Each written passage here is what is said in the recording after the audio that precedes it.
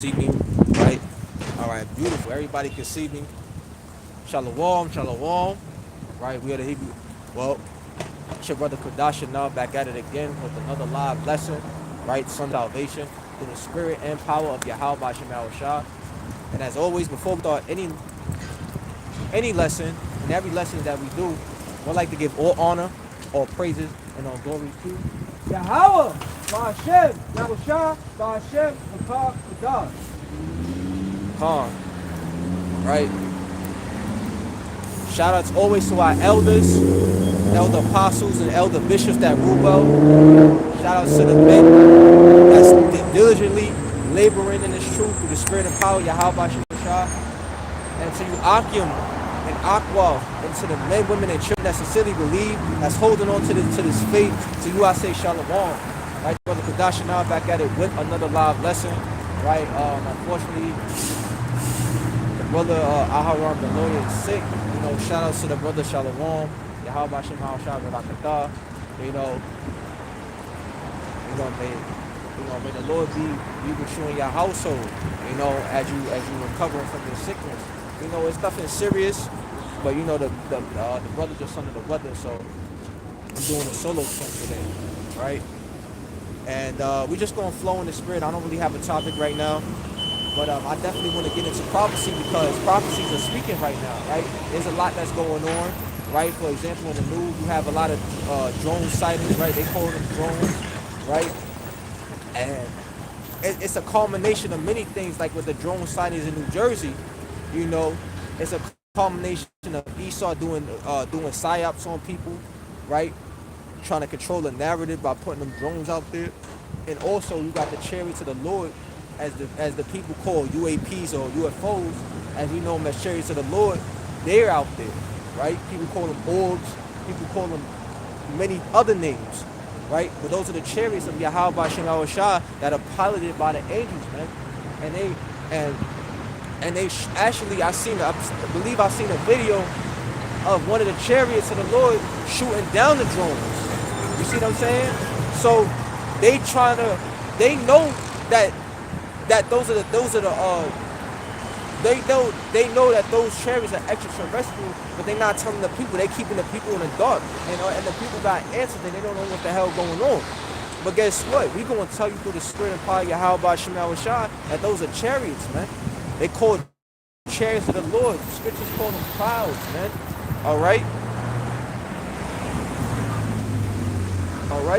Scriptures call them clouds, and these are the Lord's vessels. All right, these are what the angels, and within those chariots, the so-called UFOs, are the angels, right? That's doing the Heavenly Father's will. That's monitoring the earth. That's monitoring the activity that's happening down here on this earth. You see what I'm saying? So all these chariot sightings and all that's coming across the U.S. is a clear sign of the end of this place, man. Of end of Babylon the Great, aka America. That's why all these chariot signs are happening, because the Lord is going to destroy this place. You see, His word and His bond. So the Lord already told us in the scriptures, when you read Isaiah 13, 9, 19 to 21, right? Amos 9 and 8, He already told us that He's going to destroy this place. So He's keeping His word, and that's a clear sign that He's going to destroy Esau, Edom's kingdom, man. He's going to destroy Babylon, man. It's not much time left, man, before our Lord Yahweh Shah returns. Okay? Before our Lord Yahweh Shah returns. Let me see if I get this precept, Psalms 103.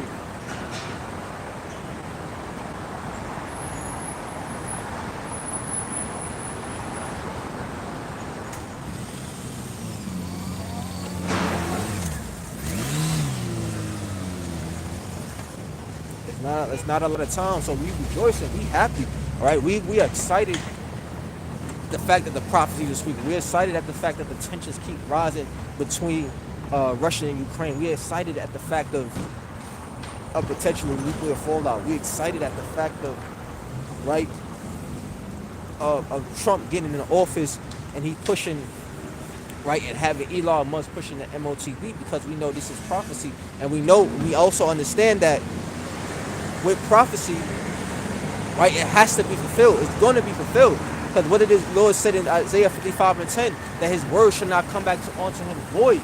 You see? So whatever the Lord said that's going to happen will happen. Right? He told us in Revelation 11:14 that two woes already passed. Woes means death and destruction. So what happened in Earth's in history where there was great death and destruction?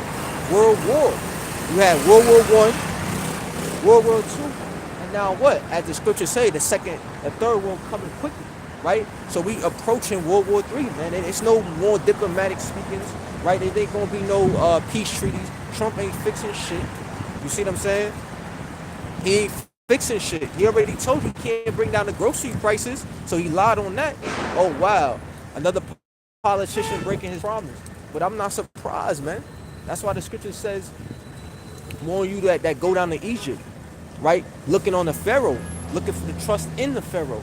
You see, because he's going to disappoint you in the end. So you looking up the Nero, which is AKA Donald Trump. You looking to this president to fix your problems, right? To bring down the grocery prices and bring up the economy and make America so-called great again. And he ain't going to do that shit because America beyond fixing. Let you know that in Jeremiah 51:6. It says what? If it be possible, right, that we could have healed Babylon, right, with the ointment, but it's not possible.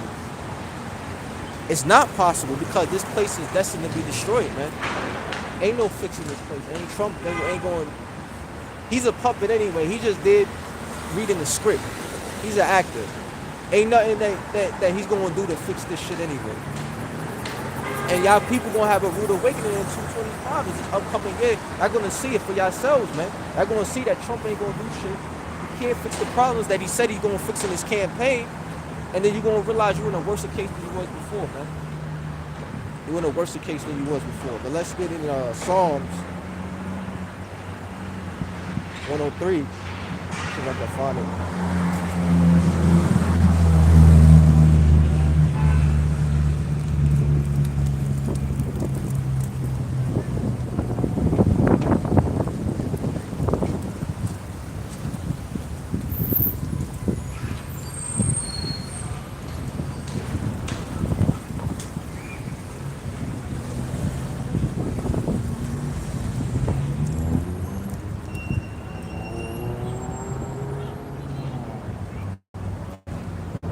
Hopefully everybody could see me, and the audio was coming out clear. All right. But yeah, man, we coming in that time. So I'm gonna bring out this preset. Gotta find it in the songs.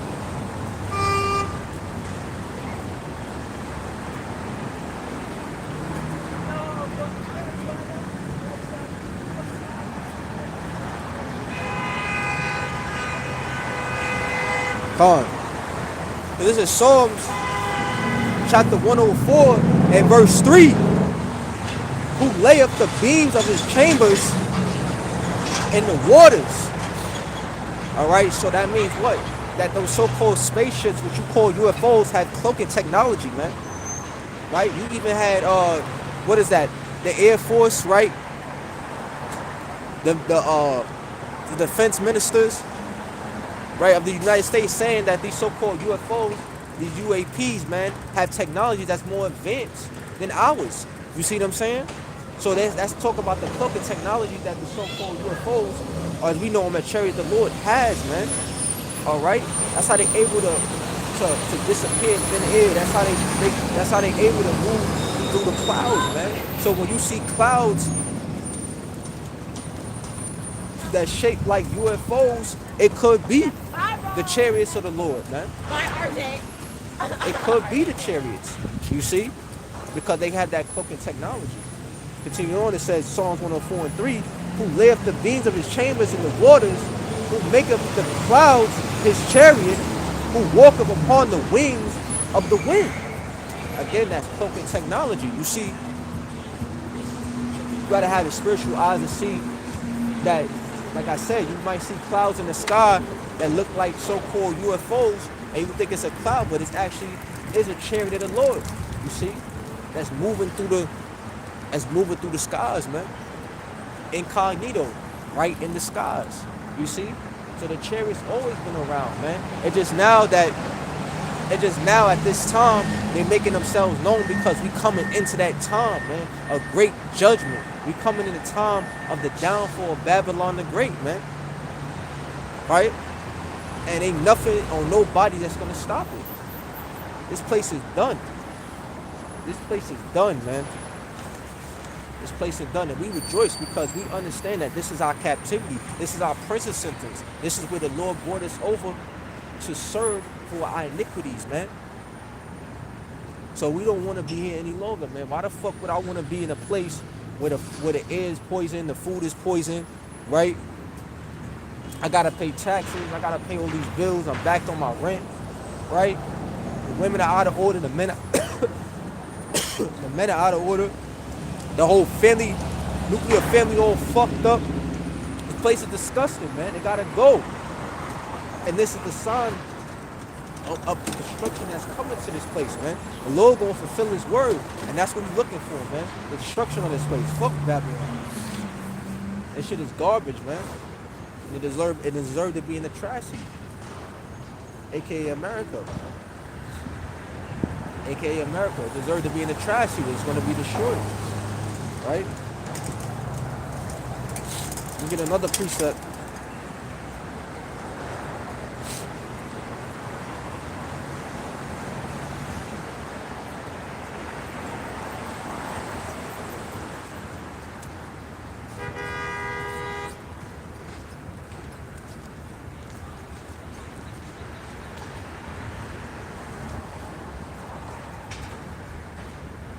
Get another preset.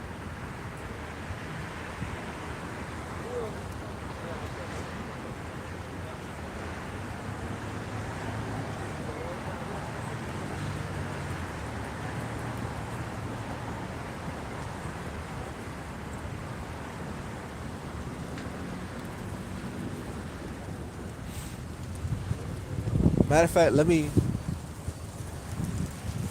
bring out Daniel the 5th chapter because let's bring out Daniel the 5th chapter. I'm gonna bring that out through the spirit, Lord willing. Daniel chapter 5. Daniel chapter 5. Let's bring out Daniel chapter 5. Got my sword with me right here. I'm gonna bring it out on my sword to say preserve battery. So it's the book of Daniel, chapter 5.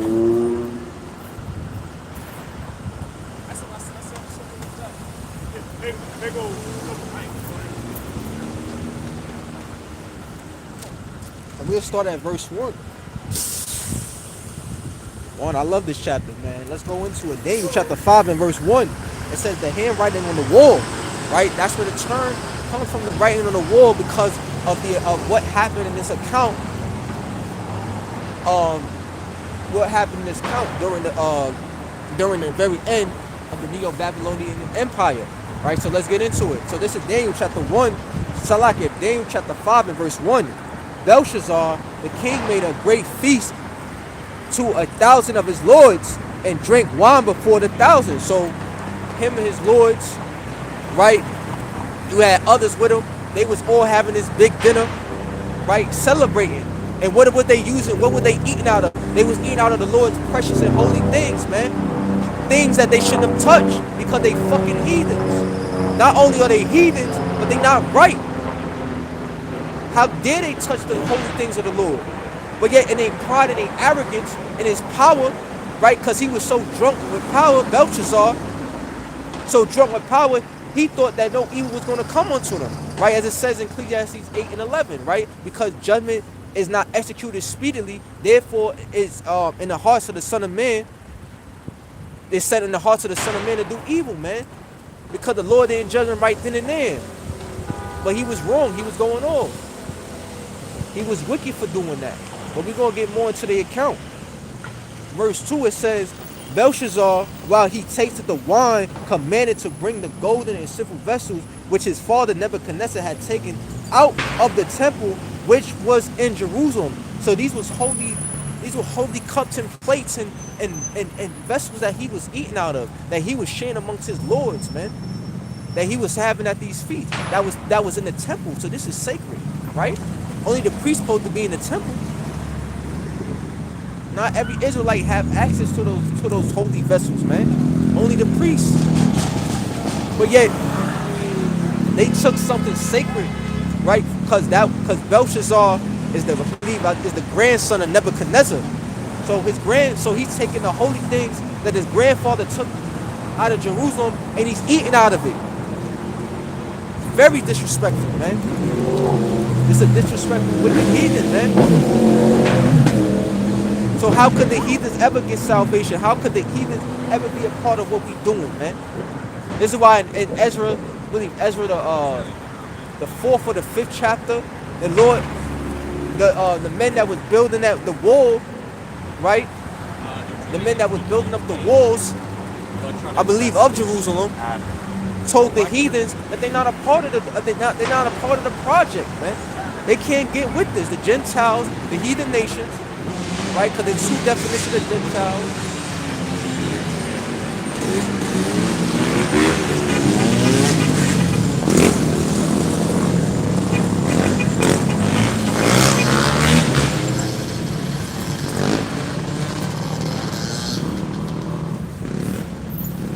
All right. There's two definitions of Gentiles. You had,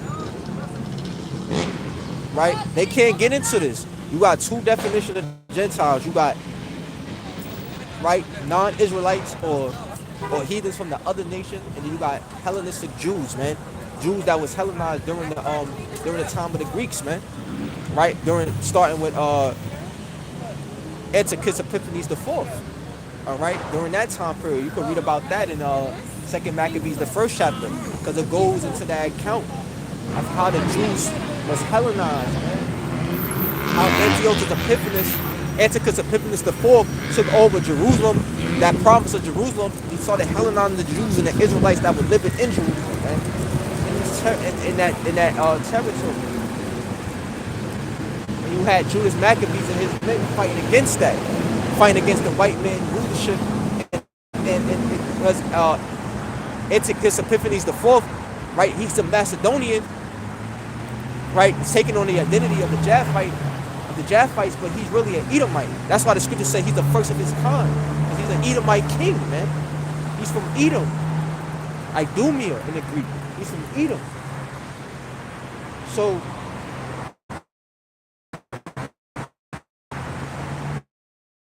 Judas Maccabees and his men was fighting against the rule and the takeover of Antiochus Epiphanes the Fourth in the Greek, man, and bringing in their ways of life, bringing in their heathenistic customs on our people, man. He was fighting for his freedom and he was fighting for his freedom and the right to stay an Israelite and to be an Israelite, right?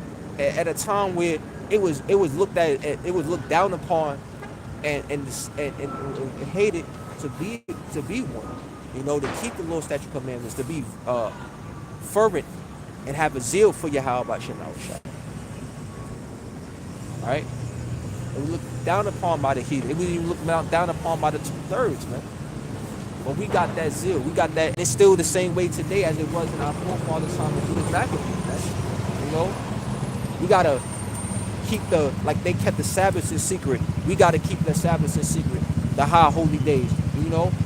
We keep it amongst ourselves, you see? We keep our identities hidden, you see?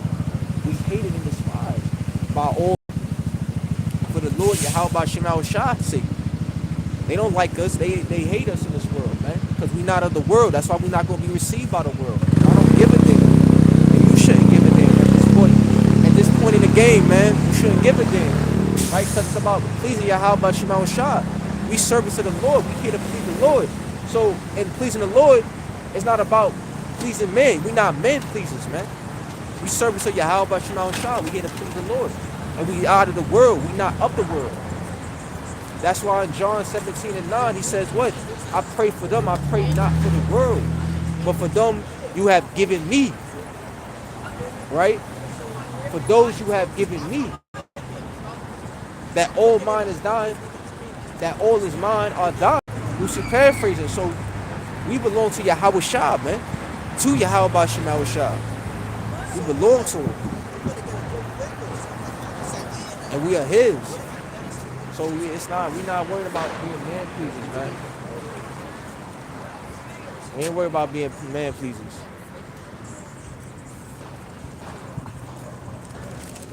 Come on, get back to it. Daniel 5 and 2. It tasted the wine, commanded to bring the gold and silver vessels which Father Nebuchadnezzar had taken out of the temple, which was in Jerusalem. Again, he took those holy vessels and he was eating out of it during this great dinner, right? This great feast that he had with his lords, man.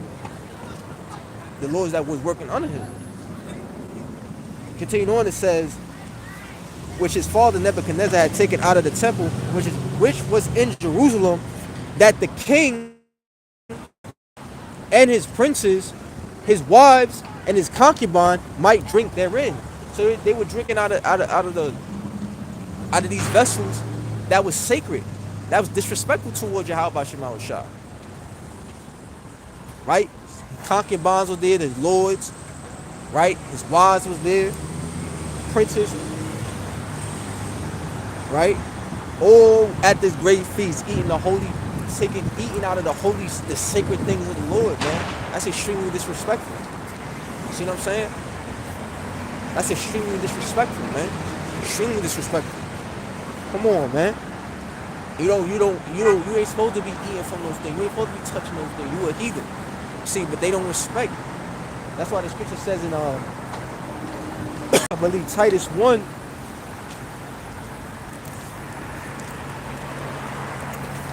In Titus 1, that's on to the pure, all things are pure. But to those that are not pure, there is nothing is sacred.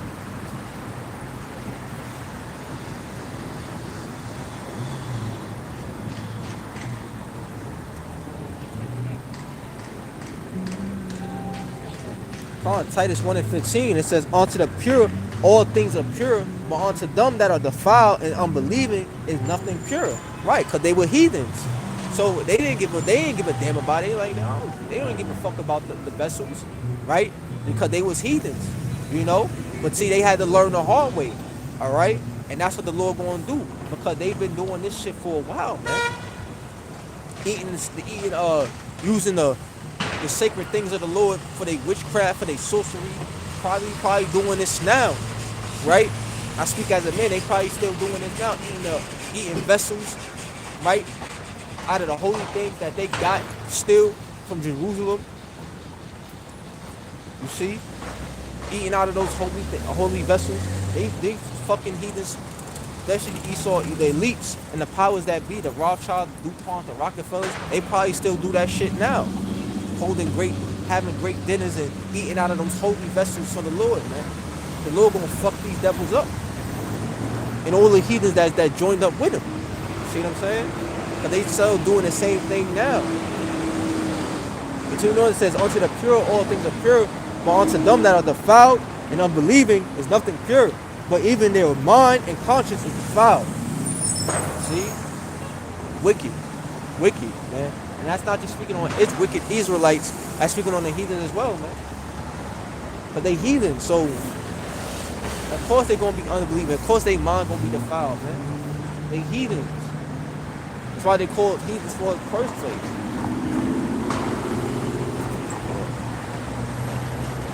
But going back into the account, verse 3, Daniel 5 and 3, then they brought the golden vessels that were taken out of the temple of the house of Yahweh Shema Shah, which was at Jerusalem, and the king and his princes, his wives and his concubines drank in them. They drank wine and praised the gods of gold and of silver, of brass, of iron, of wood, and of stone. Besides, right? she doesn't have anything. Because don't it say in Psalms 96 and 5 that all the gods of the nations are idols? So they was worshiping their idols, right? They was using the Lord's holy vessels to basically, they was sacrificing his holy vessels on the idols. They were using it. They were using those vessels to praise idols, man. See what I'm saying? To praise they idols. Okay. To praise they idols. On that song 96 and 5.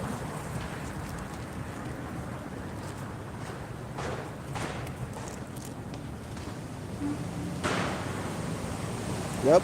Psalm 96 and 5. For all the gods of the nations are idols, but the Lord Yahweh Shemashah made the heavens. See, the Lord Yahweh Shemashah made the earth, man. Not their idols that they believe in. You see? But they heathens, so heathens always going to turn to the idols because they know Yahweh Shemashah not dealing with them, the one in true living power. He's only dealing with the Israelites. He only dealing with the nation of Israel. So because they don't have a God, they gotta make up God. That's why you see Belshazzar and his people at this great feast worshiping their idols. Because they heathens, that's what heathen do. And that's how our people, when you go into Psalms 106 and 35, when they started to mingle with the heathens, they started to take on their customs and ways. So now they turned away from their power, right? Forgot their power, Yahweh Shema Shah, and they started worshiping these idols. That's why in Judges the 10th chapter, when you go into the account, right, the nation of Israel kept falling down to their enemies, man. They kept going into captivity. They kept being defeated and going into captivity. Why? Because they turned away from their power and started to serve fucking idols, man. So the Israelites back then knew the true and living power and knew his name, but yet they turned away and they started worshiping idols. And started to trust and believe in those idols like they was going to do something for them, man. That's why they're going to be destroyed. 2/3 now, man. These 2/3 niggas, man. They think that Allah and Buddha and Krishna and whoever God they believe is going to save them. But let me bring that account, man. Let me bring that account. Let's see in that day in Jacob's trouble as it's approaching and the perilous times that's coming with the gods of that damn Ammonites on these heathen gods that they call upon save them. Will money save them? Will gold save them? Right? That's their God. Will PlayStation save them? Right? Will the government save them? You see? Will the government save them in that time? Right? Whatever God they praise and worship. Whatever they worship, man. Is it going to save them in that time? Let's go into the account. Right? It's the book of Judges.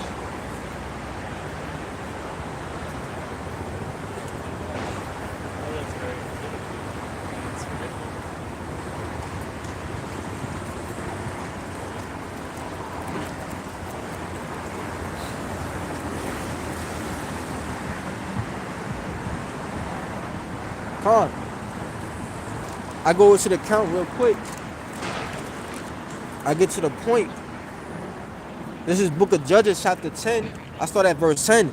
And the children of Israel cried unto the Lord Yahweh Shema Shah, saying, we have sinned against thee, both because we have forsaken our power and also served Balaam. And the Lord Yahweh Shema Shah said unto the children of Israel, did not I deliver you from the Egyptians and from the Amorites and from the children of Ammon and from the Philistines? All right. So these are the enemies of Israel during this time. And the Lord's saying, look, I deliver you from them. You ain't deliver yourself. They was a greater army than you. They was a greater nation than you. You ain't delivering them from yourself. You ain't had the power to defeat them. I defeated them for you. I fought the battle. I gave you the victory. You see what I'm saying? That's why it says in Exodus 14:14 to be still, for the Lord is going to fight for us. And the Lord been fighting for us, man. That's how we was able to beat these nations that was greater than us. That was stronger than us, that had a stronger military than us. We was able to beat them that outnumbered us because we had Yahweh Shema Shah, who was greater than any nation on the earth. It is greater than any nation on the earth. We had Yahweh Shema Shah on our side, so we was unstoppable. And for the believers, right, of Yahweh Shema Shah, he still is unstoppable because we got him in our favor, in our corner, man. As it is written, right, the Lord Yahweh Shema Shah is my shepherd. what can men do? What can men do unto you? What can they really do that the Lord won't allow them to do? Because the Lord controls men. He controls their thoughts. He controls their will, their actions, what they do day by day, hour by hour. He controls what they do. There's no such thing as free will. Everybody's living out a program. You see? So if you understand that everybody living out a program and that the Lord is in control, you don't fear man. You only fear Yahweh by Shem Yahushua. Because you know he controls man. He tells them what to do and how and what they're gonna he dictates what they're gonna do in a day. He decides how they're gonna live out there, what is gonna be carried out for them in that day, man. Everybody's fulfilling a role that the Lord put them in. Alright? Verse 12, it said, the Zidonites also, Judges 10 and 12, the Zidonites also and the Amalekites and the Moabites did oppress you, and ye cried to me, and I deliver you out of their hand. Yet ye have forsaken me and served other gods. Wherefore I will deliver you no more. Go and cry unto the powers which you have chosen. Let them deliver you in the time of your tribulation. See? And that's what's going to happen. You niggas going to learn the hard way, man. All them Sancta Marias and Buddhas and whatever God you want to call on, man. You going to learn when shit get hard out here, right? And your government can't fucking provide answers or support. You going to be trying to call on your idols, man. And they ain't going to answer you. And y'all going to feel real stupid when them gods and the gods that you've been calling the idols ain't going to answer you. Right? And y'all going to be destroyed. Right? That the tribulation that's coming is going to overtake you. Because you don't know Yahweh Shema Shah for the 2/3, man. Y'all don't know the Lord. Y'all don't believe in the Lord. Right? Y'all don't believe in the Bible. Y'all reject knowledge. Y'all reject the truth. So the Lord rejected y'all. You see? Y'all gonna feel it in that day. Y'all gonna feel it in that day. But tribulation is coming, man. Things are not about to get easier under Trump administration. Things are gonna get harder, man. And y'all gonna see it for yourselves. Y'all not gonna be in a good case. Y'all not. Y'all not. Right? Shit is about to get much harder.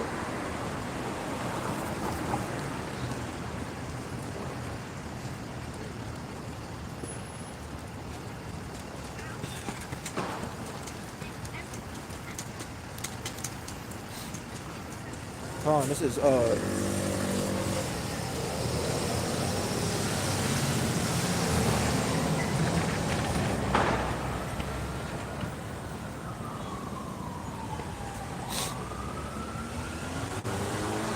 go into this account. This is First Kings, because this is what's going to happen to you heathens in 2/3, man, and these times that's coming.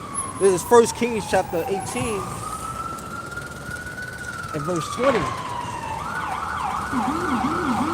Let that belong to God.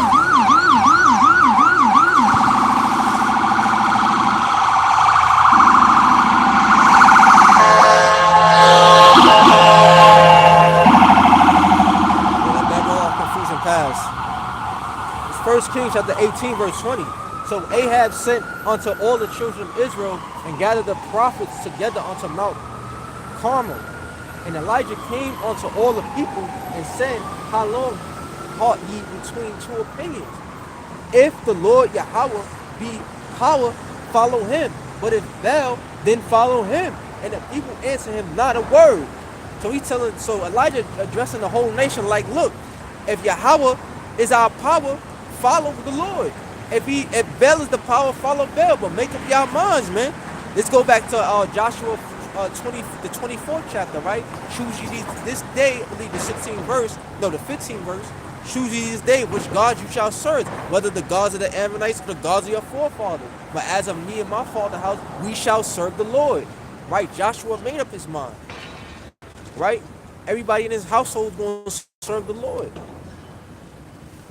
So Elijah, the prophet Elijah, is addressing the nation like, look, y'all got to make up y'all minds. Who you going to serve? You going to serve these idols? You going to serve Baal? Or you going to serve Yahweh Shem Yahushua? Right? And that decision, right, that choice is going to be made in the hour of temptation, because those are the options you're going to have, right? When the MOTB is mandatory, right, and Elon Musk push that digital imprint on you and make it a draconian law, where it's punishable by death if you don't take it, then what?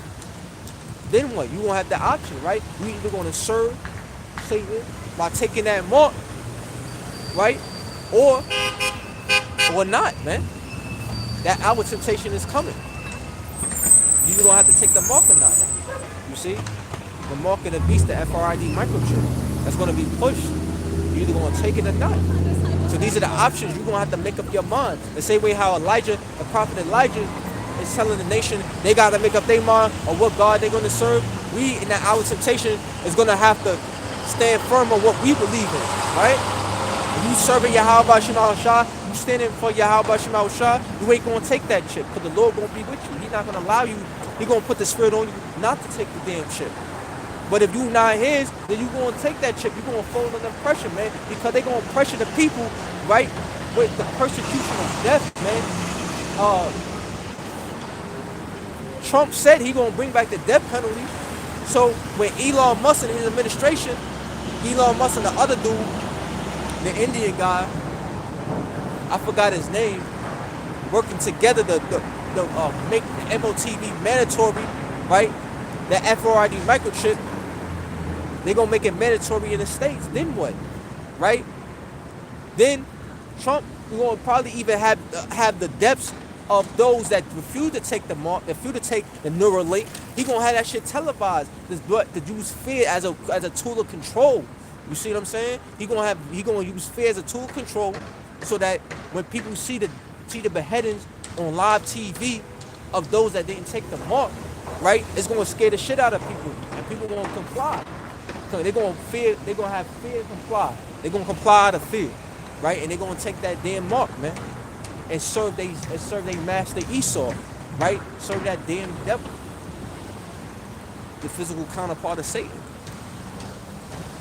because they don't want to go through that. They don't want to go through that. They don't want to get their head. See what I'm saying?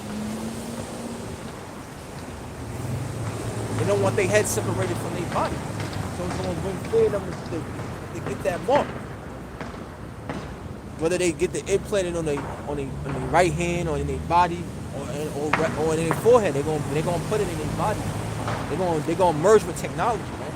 All right, and they're gonna do that rather than have their head off their shoulders because they afraid, man.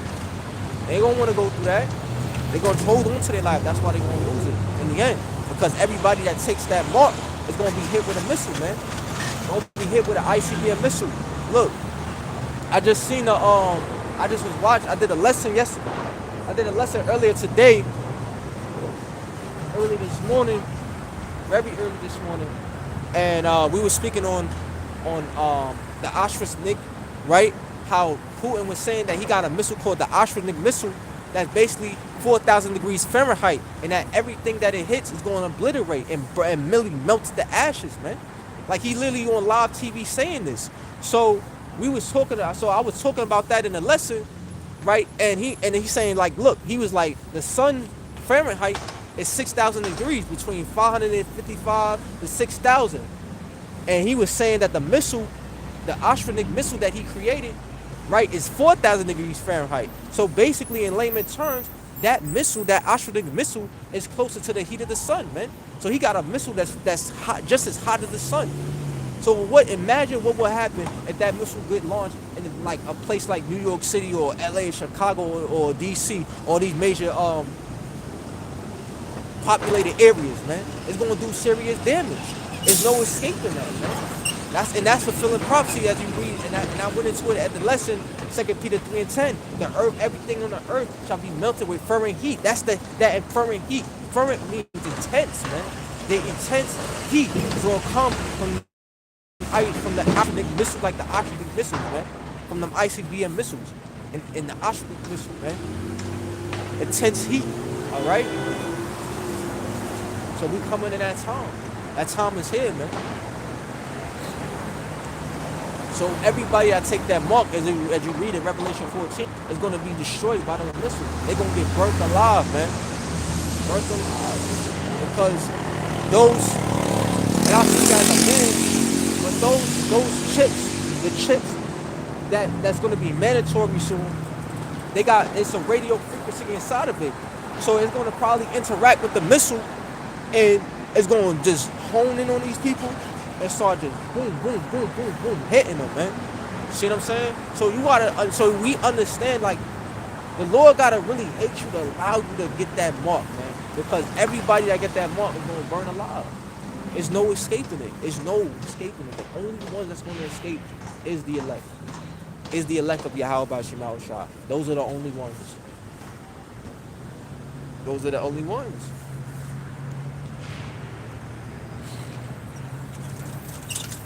So, amen. Making no kid, don't get the mark. We know not to get the mark, but you know, for those out here, right? Don't get that mark. Don't take that chip. You take that chip, that's your ass. Continuing on, First Kings. Damn, I got the 16. First Kings, the 18th chapter. Going back to it. You know, it says, verse 22. Then said Elijah unto the people, even I only, remain a prophet of the Lord Yahweh Shemal Shah, but Baal prophets are 450 men. Let them therefore give us 2 bullocks, and let them choose 1 bullock for themselves, and cut it into pieces, and lay it on wood, and put no fire under. And I will dress the other bullock, and lay it on wood, and put no fire under. And call ye on the name of your powers, and I will call on the name of the Lord Yahweh Shemal Shah, and the power that answereth by fire, let him be power. And all the people answered and said, it is well spoken.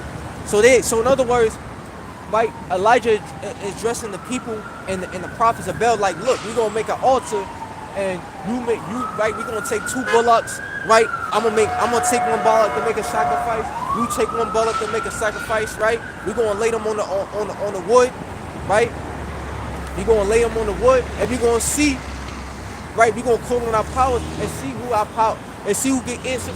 Basically, who get answered, right? And they accepted that, not just the nation, but the prophets of Baal. They accepted that answer, right? They accepted that testing, because this is a test, right? To see who the real men of the Lord are, right? Because this, right, to see who the real men of the Lord are, right? Verse 25. And Elijah said unto the prophets of Baal, choose you 1 bullock for yourselves, and dress it first, for ye are many, and call on the name of your powers, but put no fire under. And they took the bullock which was given them, and they dressed it, and called on the name of Baal from morning even unto noon. So they was calling all day, they calling on Baal, from morning even on the noon, saying, O Baal, hear us. But there was no voice, nor any that answered, and they leaped upon the altar which was made. And it came to pass at noon that Elijah mocked them and said, cry aloud, for he is a God. Either he is talking, or he is pursuing, or he's in a journey, or peradventure he's sleeping and he must be awake. So he's like, look, man, maybe he's sleeping, man. You gotta wake him up. Like, he cracking jokes, because he knows that Baal is an idol, man. That Baal ain't real. So he know they ain't gonna get answered. Laughing at them like fools, man. And y'all gonna see it in that day. When you call upon your gods for help, when you call upon your idols, right? Yahushua, Yah, Ahaya, all these gods that y'all love to worship, y'all gonna call upon them for help. Y'all gonna call upon them for aid and assistance, and they ain't gonna answer you, man. And the men of the Lord, we gonna mock you, man. Like, oh yeah, call upon your God now. Call upon JC now. You love JC so much, you love God so much, which is God is nothing but a title. Call upon your gods now. See if they'll feed you in a time of famine. See if they give you answers in the time of hearing the word of the Lord, of the famine of the word of the Lord. Call upon your gods then. Call upon them. Call upon them. Right? Excuse me. And ain't nothing gonna happen. Because them damn idols is fake, man. There's only one true power, and that's Yahweh Shemal Shah. And he's dealing with the true believers, man, with the true men that believe on him, right? Men of grace, of Millstone and their affiliates, man.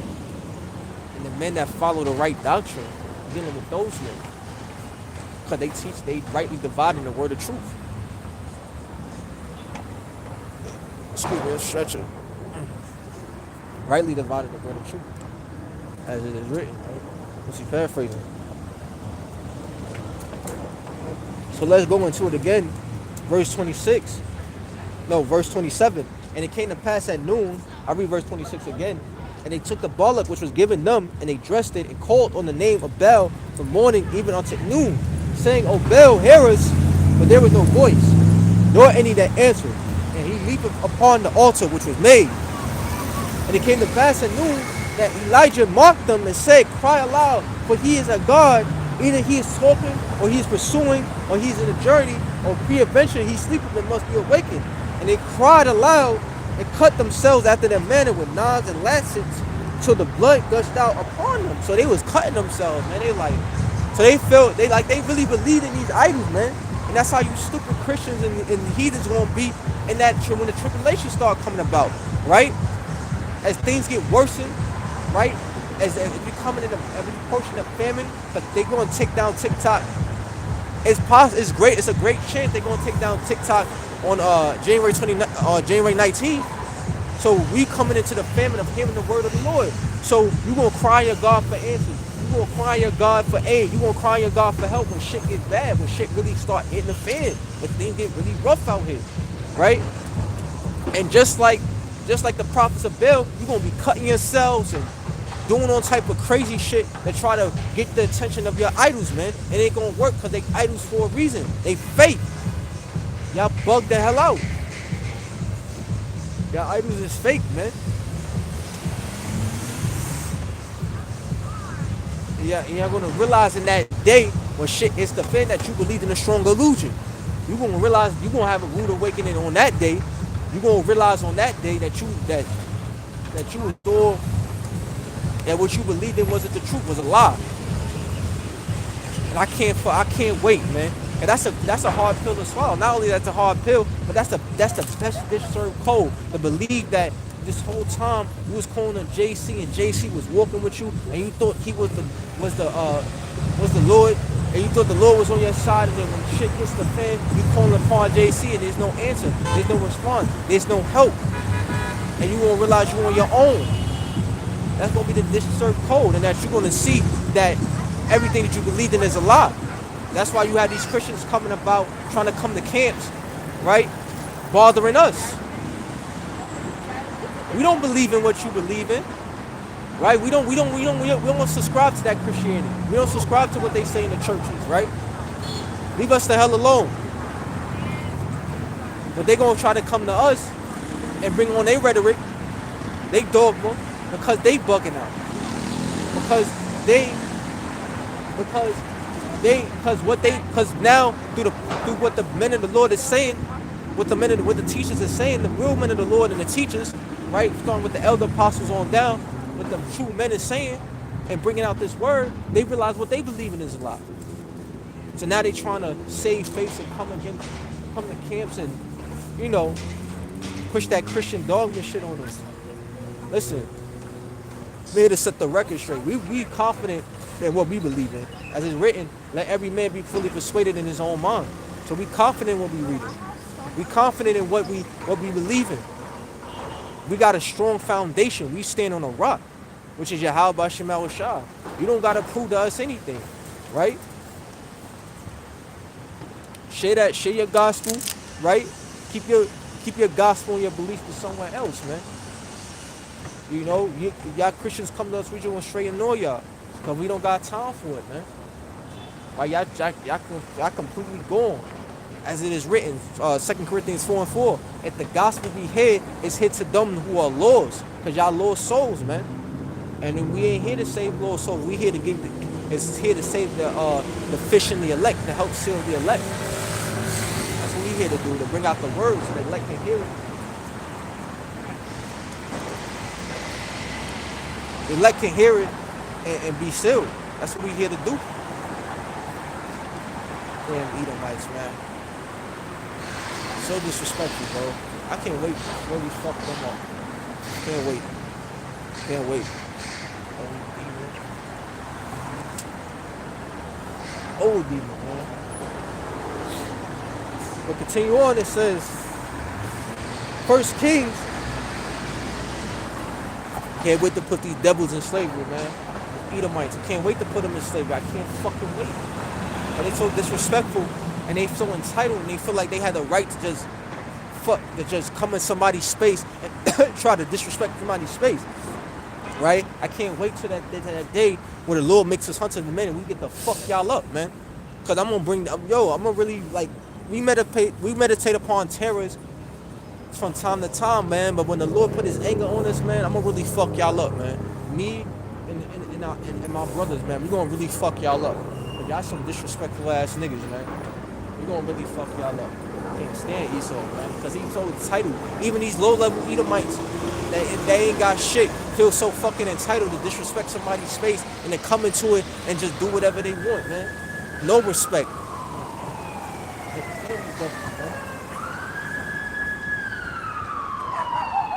Continue on, verse 1 Kings 18 and 28.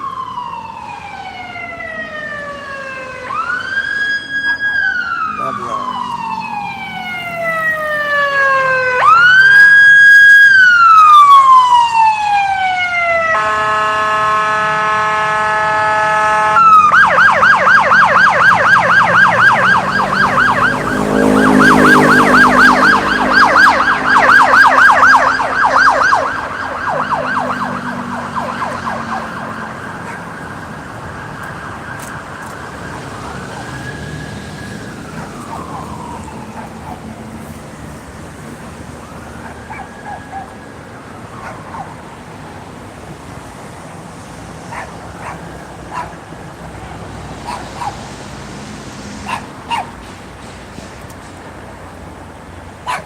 Salakia. First Kings chapter 18, verse 28. And they cried aloud and cut themselves after their manner with knives and lashes till the blood gushed out upon them. And it came to pass when midday was past that they prophesied until the time of the offering of the evening sacrifice, that there was neither voice nor any to answer, nor any that regarded. And Elijah said to all the people, come near unto me. And all the people came near unto him, and he repaired the altar of the Lord Yahweh Shemashah that was broken down. And Elijah took 12 stones according to the number of the tribes of the 12 tribes of the son of Jacob, unto whom the word of the Lord Yahweh Shemashah came. So see, this word that we read in this Bible was for the Israelites, man, for the 12 tribes of Israel. That's what the stones that he took in represented one from each tribe. All right. So this word that we read was for the 12 tribes and for the tribes, man. You so-called Black Latino Native American people. You can read about that in Romans 9, 4, and 5. His word is for us, man. His word is for us. But then you have our people so bulked out. They'll say, oh, this word is written for men, or it's written by the white man. This word is not written by the white man, because this very word condemns the white man. It tells him that he's going to be destroyed. It tells him that he's going into slavery. It tells him that he got to pay for the sins that he committed against us, man. During the transatlantic slave trade, that debt got to be paid. That somebody got to take the tab off the bill. He's going to pay for it in full with interest.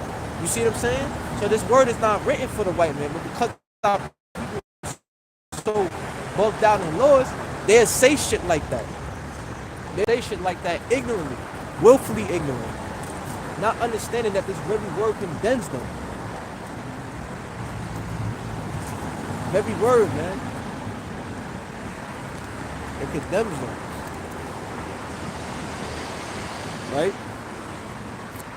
So 1 Kings 18 and 32. And with the stones he built the altar in the name of the Lord Yahweh Shemashah, and he made a trench about the altar as great as it would as woods contain 2 measures of seed. And he put the wood in order and cut the bullocks in pieces and laid him on the wood and said, fill 4 barrels with water and pour it on the burnt sacrifice and on the wood. And he did, and he said, do it the second time. Right? So this is letting you know that the Lord is dealing with the Israelites. He's only dealing with Israel. And he said, put the barrels of water on the wood so that when the Lord lights up this fire, you know it was the Lord. Because how can fire, right, ignite if there's water on it? Water cancels out fire. So he's praying, put the water on it so that you know when the fire is lit up, right, that it was the Lord that did it. It wasn't of natural causes, man. So he's like, all right, do it again. Put the water on the wood again. So that it be so that when he calls upon the name of the Lord, right, the prophet Elijah, and that fire is lit on the altar, then you will know it was that the Lord Yahweh is his name, man. Yahweh Bashim God. And that he's dealing with Elijah. That Elijah's the man of the Lord, and that he's dealing with the nation of Israel. Right? He's not dealing with the heathen nations. He's not dealing with the other nations, man. This is to make a point of that too. That he's not dealing with the other nations. Right? Verse 34, and he said, do it the second time, and they did it the second time, and he said, do it the third time, and they did it the third time. And the water ran and the water ran round about the altar, and he filled the trench also with water. And it came to pass at the time of the offering of the evening sacrifice, that Elijah the prophet came near and said, Lord, power of Abraham, Isaac, and of Israel, let it be known this day that thou art power in Israel, and that I am thy servant, and that I have done all these things at thy word. Hear me, O power, O Lord Yahweh Shema Shai, hear me, that this people may know that thou art the Lord Yahweh Shema Shai power, and that thou hast turned their heart back again. Then the fire of the Lord Yahweh Shema Shai fell and consumed the burnt offering and the wood and the stone and the dust and licked up the water that was in the trench, man. That's why he put the water all over the place. So that when he did it 4 times. No, Salakia, not 4 times. He did it 3 times, then he did it around the trench. So that when the fire was lit up, you know undeniably that the Lord was dealing with the prophet Elijah.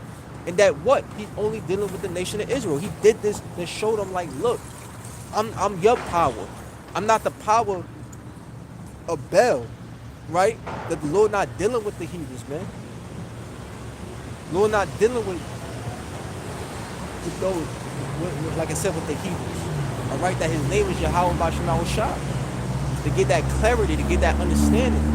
You know, and that's what the prophets are doing today. Right? We come into this spiritual altar here and tell our people, like, look, y'all from the 12 tribes, man. You so-called Black, Latino, Native American people. And that his name is Yahweh. The Heavenly Father name is Yahweh. His Son name is Yahweh Shah. Right? And that he's the power of Israel. Right? He's our power. You know, we need to return to the Lord and start calling upon our power and start serving him. Right? Pleasing him. Living according to his ways and not the ways of the world, because the ways of the world got us all fucked up. Because what is the ways of the world? It's the ways of sin, man. You need to come out of sin and start serving the Lord, right? This lets us know in Isaiah 58:1, cry aloud, spare not, lift up thy voice like a trumpet and show my people their sins. That's what we do every week. The men of the Lord, the teachers, come out, show the people the iniquities, where they're going off. That they need to repent, they need to come out the world. You see? So the same thing that Elijah did this, right? We doing now. Through the Spirit, man. We coming here and telling you, like, this is the name of the Heavenly Father is Yahweh, not God. God is a title. And that his son's name is Yahweh Shah, not Jesus Christ. See? And that he's only dealing with the 12 tribes of Israel. Right? And that he only going to answer when you call upon the name as an Israelite. Same thing in this account. Same thing. Right? Verse 39, and when all the people saw it, they fell on their face and said, the Lord Yahweh, Bashim al-Shah, he is the power, the Lord Yahweh Bashim al-Shah, he is the God. And Elijah said unto them, take the prophets of Baal, let one of them escape. And they took them, and Elijah brought them down to Brook Kishon and slew them there. So eventually all these people, and this is the account to tell us what's the lesson in this? That all these people that call upon the idols, they're going to get destroyed by the Lord. The Lord going to destroy them, man. He's going to slay them. They're going to die. and you call upon another man, you call upon another name, right? So all you Israelites, like you 2/3 that call upon these idols, you call upon Jesus Christ, you're gonna die, because the Lord is a jealous power, and and you call upon another God, right? Remember Jeremiah 6:2, we are the woman of the Lord, right? We are His woman. All right, Israel described as the Lord's woman. So as a woman, if you calling on another man, right, then your husband, right, is gonna be jealous. He gonna be jealous and have a fury on him, right, and be angry. Imagine you sleeping with your woman and your woman calling upon another dude's name. As a man, that's gonna shake you up. That's gonna make you angry and bring fury out of you. You might actually hurt this woman, man, for saying some shit like that. And that's how the Lord's gonna do with you 2/3 niggas, man. Because y'all calling upon another power. And y'all supposed to be the Lord's woman. Y'all, that infidelity is gonna get checked real quick soon. It's gonna get checked, man. Y'all adulterous. Y'all love sticking around. Y'all adulterous, man. Y'all unfaithful. I love worshiping these idols. Y'all, just like the prophets of Baal, y'all gonna be destroyed for that. You see? And also too, when the fire came upon the altar, right, and it burnt the offering, you know, it reminded me of Psalms 110:3, where it says what? In that day, right, they shall be willing in the day of their power. So you ninjas, man, y'all don't want to hear the word of the Lord. Y'all don't want to accept the truth now. But I bet you when the Lord saw upon His men spiritual power, and you see these so-called black men flying in the air and doing all these miracles, man, then y'all gonna want to believe. Then y'all gonna want to see, right? Y'all gonna believe in. They'll be like, oh yeah, that gotta be the Lord. That gotta be the power. Then y'all gonna be the same way. Just like in this account with Elijah. And just like this account with the prophet Elijah, man, when y'all see the men showing off that when the Lord show His power through His men, right? In this time, through the elect, then y'all gonna believe. I'm like, oh yeah, that's God. That's the Lord. So that's the Lord. That's the Lord, cause ain't no way a man could fly, right? Or could raise the dead, or heal sicknesses. All right, or could walk through walls, or run at super speeds, man, or teleport, right? The things that we read about in comic books and see on TV is going to be bestowed upon the men of the Lord. Then y'all going to believe, and that also pertains to the 11th hour, right? Because you're going to have some Israelites that come in at the last minute, that when they see the brothers performing these miracles, they're going to call upon the name of the Lord and believe and be sealed for salvation. So we'll all coincide with one another. This is real quick, Psalms 110. 110.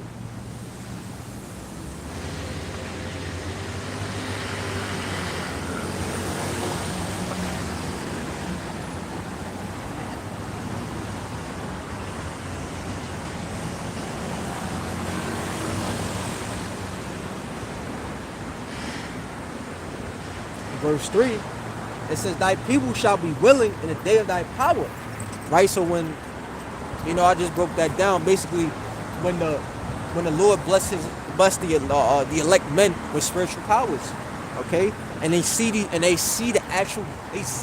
so-called black, Latino, and Native Americans with superpowers, man. And it's gonna make them believe in the Lord, because they ain't gonna know that was God, because ain't no way a man could fly. Ain't no way a man could just walk through walls on his own. Ain't no way a man could just run at super speeds, man. All right? Or bullets can just repel off him like water. You see what I'm saying? It ain't no way. So then they're gonna see these miracles, see this spiritual power, and they're gonna believe them. All right? It says, thy people shall be willing in the day of thy power. And also when the chariots and Yahweh Shah returns, right? Then they're gonna see that too, and then believe. They're like, oh yeah, that's the Lord. That's the Lord. Lord's already showing you the signs right now. He's showing you the signs through them chariots, man. But like I said, like it's written, people not paying attention. And it's fine. We're showing you the signs now. They don't get it. They don't get it.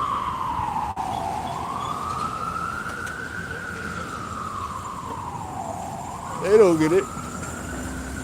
And y'all don't want you to get it because y'all gotta go. Y'all gotta go. Y'all gotta get destroyed. Y'all gotta be missile food, man. Y'all gotta be ingredients for this tomato soup, man. It's just the way it is. But 10 on real quick. Psalms 110. Thy people shall be willing in the day of thy power and the beauties of holiness from the womb of the morning. Thou hast the dew of thy youth. Right? Meaning what? You got your vigor, you got your strength, your vitality again, right? So we gonna be as we was in the ancient world, man. Strong, right? Our rods stretched down to our kneecaps, man. Strong, powerful, tall, great in stature. See what I'm saying? Having spiritual power. We're gonna be real men that day. You see? And the Lord gonna bless us with that because that's His will.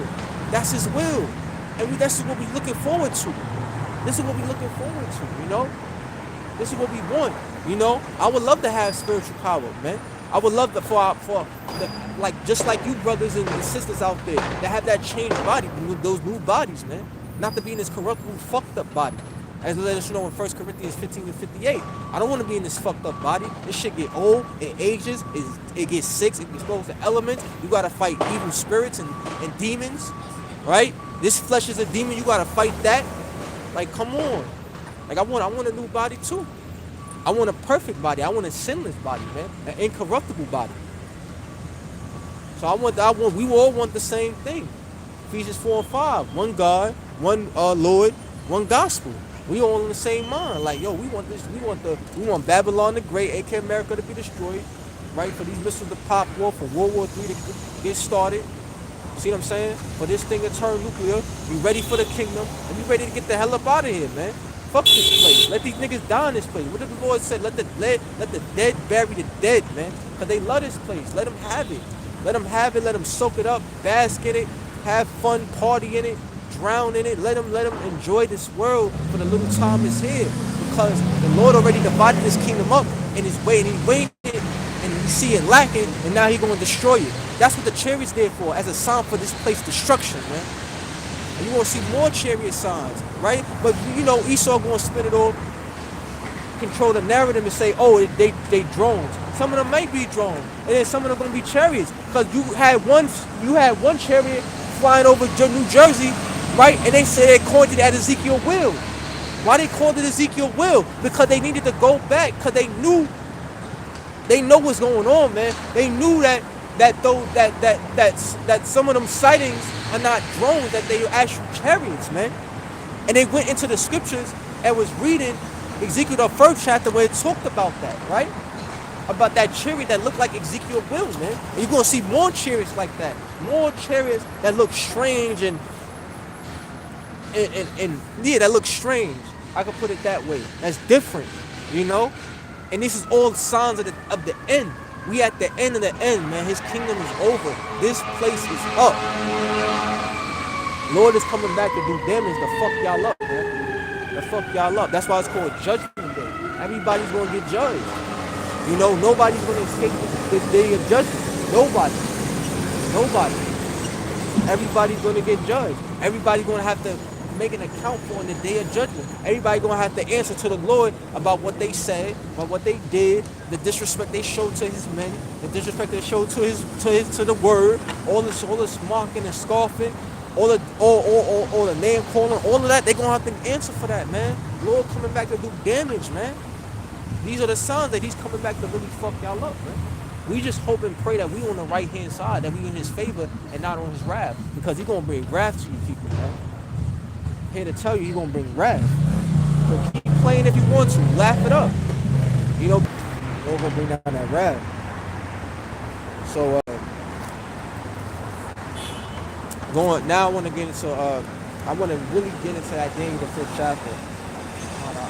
I'm stuck on that because it's just a part about it that I love. When Daniel stepped in after, right? Oh man, we gotta go back in. Oh man, I gotta read that real quick. I'm gonna read it through real quick. Like I know we went to different things. That's the spirit. Man, that Daniel 5, man.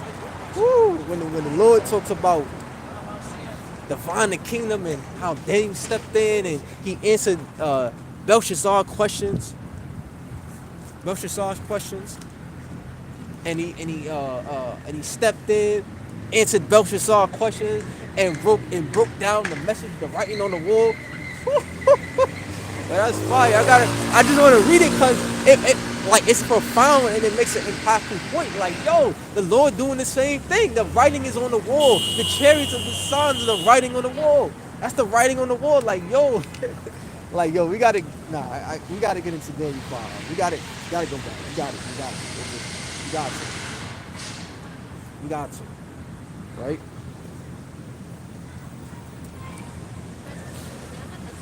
This is Daniel again, chapter 5, leaving off at verse 4.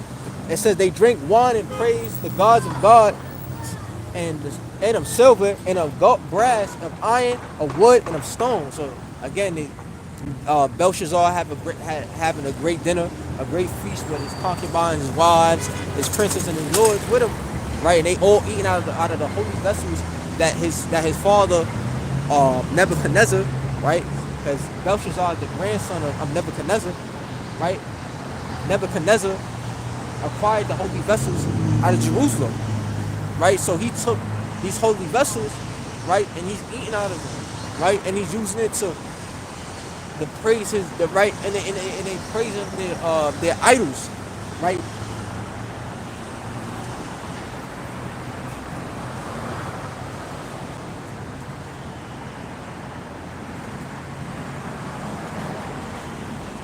Right, to praise to praise their idols. Okay? And this is what the Lord gonna do. Verse 5. It says, in the same hour came forth fingers of a man's hand and wrote over against the candlestick upon the plaster of the wall of the king's palace, and the king saw the part of the hand that wrote. Then the king's countenance was changed, and his thoughts troubled him, so that the joints of his loins were loose, and his knees smote one against another. So his knees started buckling, man. So he literally seeing like a hand just came out of thin air and literally started writing on the wall. Literally writing on the wall. And the shit spooked him out so much that his knees started shaking, man. He started buckling together. Like he was terrified, man. You see? So the Lord left a message for him. He left a clear message for him. Right? Left a clear message for him. Verse, and then we're going to get into that count of what that message is, because it's the same thing now. The Lord is using the chariots as a clear sign. It's a clear message about what the Lord going to do to this place, about the daughter of Babylon, modern Babylon, which is America. He put the writing on the wall, right? These chariots or the so-called UFOs are the sign of what he's going to do to this place. They'll continue on to verse 7. The king cried aloud to bring in the astrologers, the Chaldeans, and the soothsayers. And the king spake, and that's what they do now, right? When the Lord make major moves, they go to the Chaldeans, which are sorcerers, right? Soothsayers, right? Astrologers. They do the same thing now. Presidents do the same thing now.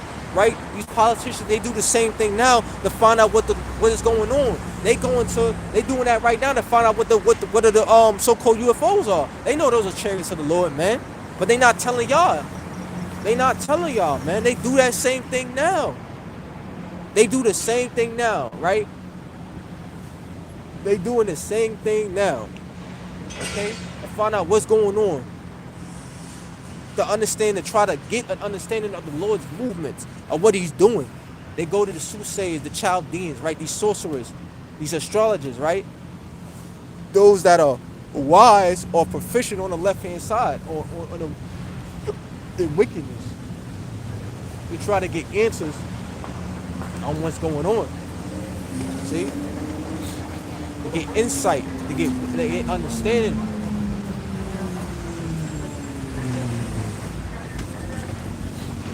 So it says the king cried aloud to bring in the astrologers the Chaldeans and the soothsayers. And the king spake, to get understanding and to find out what's going on regarding to try to find out, what's going on with the Lord movements on the earth regarding like the chariots and the things that's happening, the things that's happening on the earth, man. Like when they see like comets and stars, different like strange alignments of the stars or comets, or like I said, the chariots, they go to these soothsayers, politicians go to the soothsayers and astrologers to find out what that means and what's going on and what it means for them. The Rothschild, the DuPont, the Rockefellers, the International Business Family, that's their counsel, right? Those are their guidance counselors. Those are the men that they look to for wisdom, for guidance, right? These soothsayers and astrologers. They do the same thing now. So it's no different then than it is now. It says in Ecclesiastes 1:9, there's nothing new under the sun. So if they did it then to seek counsel, right? Seek what's going on, right? The movement, to try to understand what the movements of the Lord, the works of the Lord, they're gonna do the same thing now. Right? So it says, verse 7, the king cried aloud to bring in the soothsayers, the astrologers and the Chaldeans and the soothsayers, and the king spake and said unto the wise men of Babylon, whosoever shall read this writing and shew me the interpretation thereof shall be clothed with scarlet and have a great chain of gold about his neck, and shall be the third ruler in the kingdom. So it's the same thing now. Esau is spooked out about the chariots, man. He's terrified about what he's seeing in the sky. So what is he doing? He's paying he's willing to pay these soothsayers, astrologers, right? These Chaldeans, these sorcerers, great money, great wealth to be able to interpret what's going on, to be able to break down these signs and explain to him what does it mean for his kingdom, what does it mean for him, right? He's willing to pay a great deal for that information, for that insight. All right. Verse 8, it says, then came in all the king's wise men, but they could not read the writing, nor make known to the king the interpretation thereof.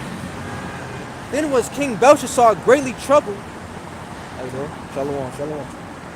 Then was King Belshazzar greatly troubled, and his countenance was changed in him, and his lords were astonished. Now the queen, by reason of the words of the king and his lords, came in the banquet house, and the queen spake and said, O king, live forever. Let not thy thoughts trouble thee, nor let thy countenance be changed. There is a man in that kingdom in whom is the spirit of the holy gods. Right? So the queen, which is his wife, Belshazzar's wife, recognized that the spirit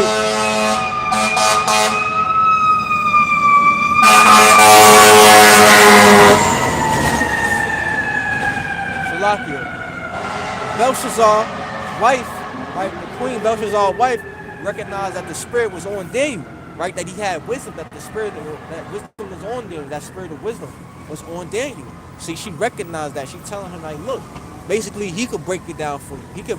He could do what the soothsayers and the astrologers couldn't do. He could break down the interpretation. He could decipher the writing on the wall. He could decipher it. All right.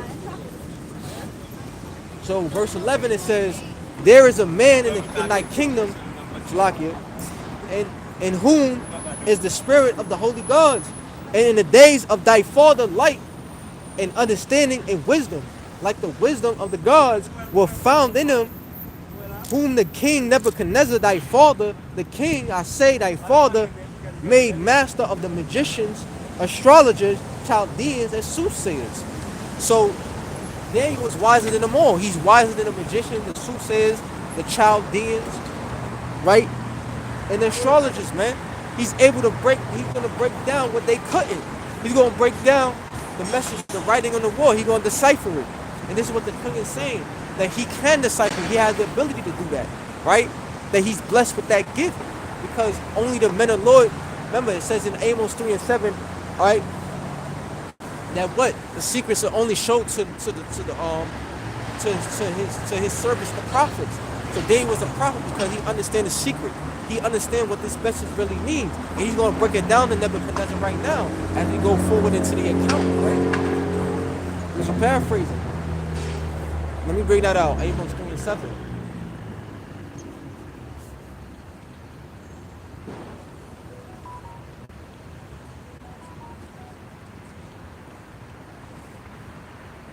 Amos 3 and 7.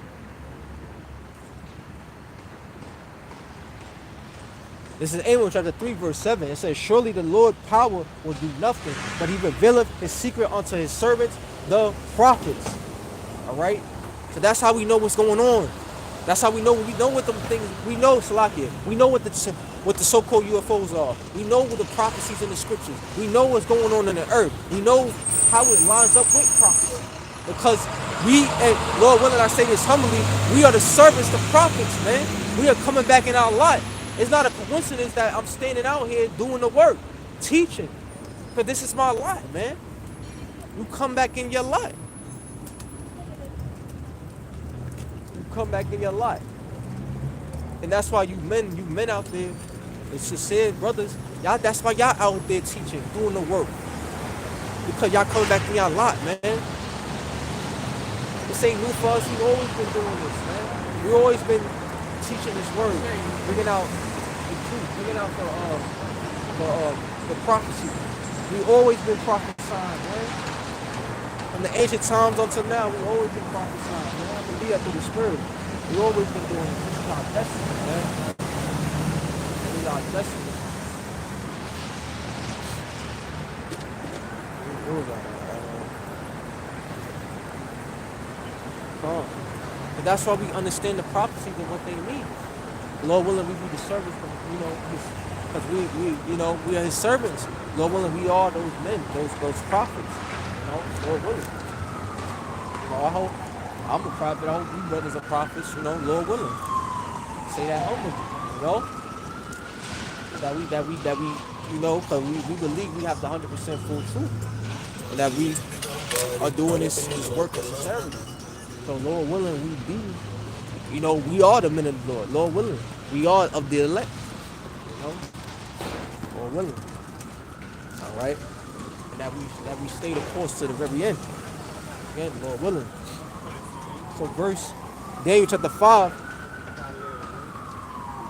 in verse 12, it says, for as much as an excellent spirit in knowledge and understanding, interpreting of dreams, ensuring of hard sentences, and the dissolving of doubts were found in the same Daniel, whom the king named Belteshazzar. Belshazzar.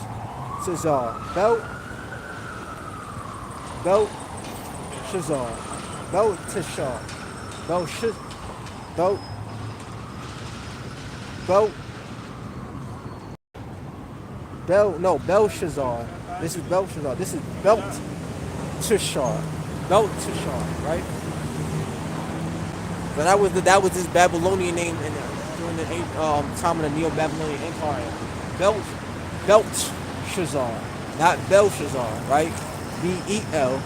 That's Belshazzar.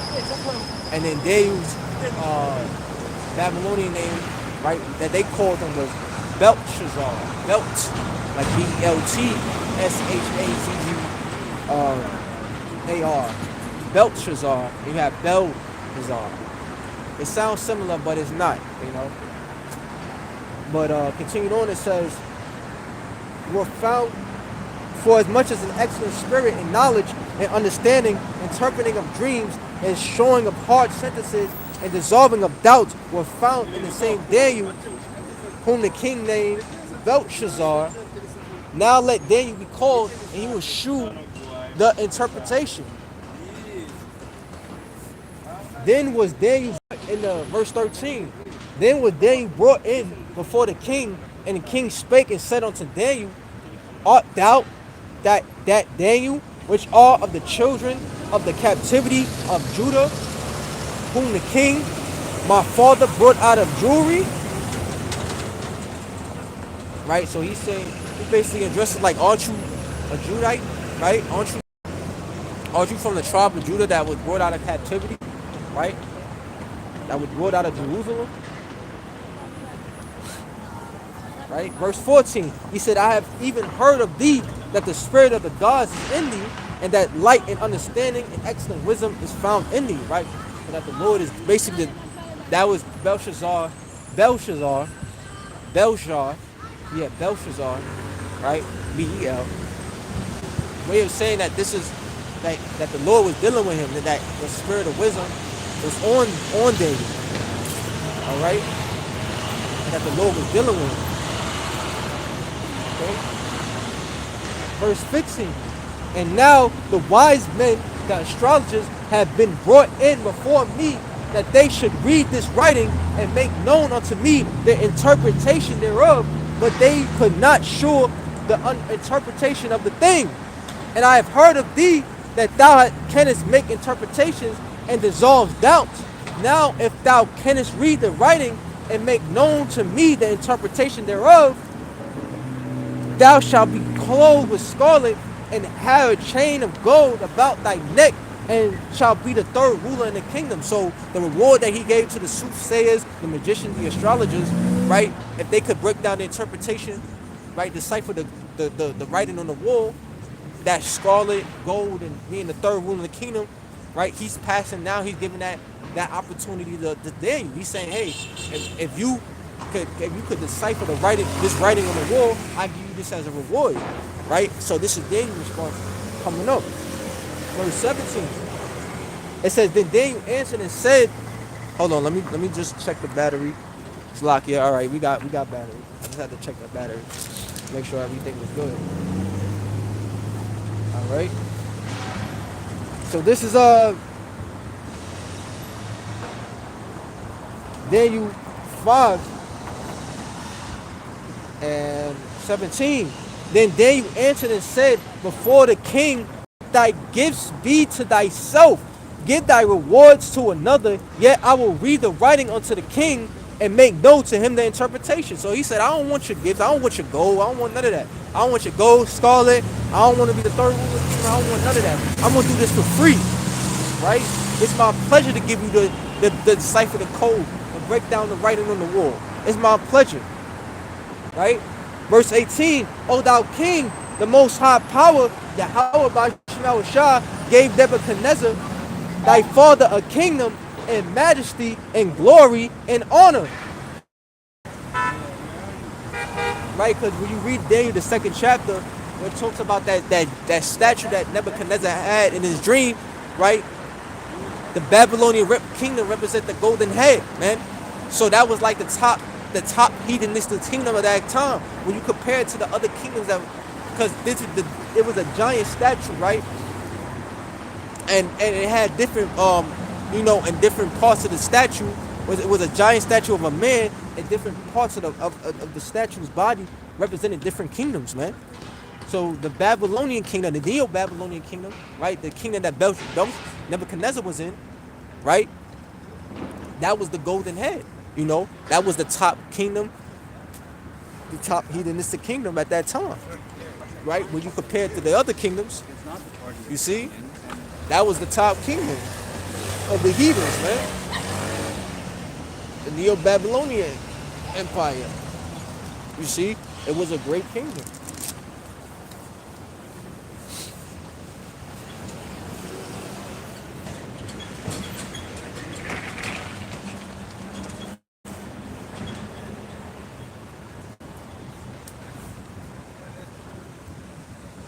All right.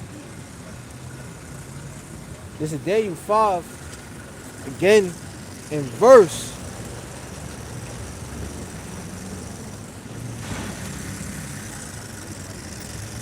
19.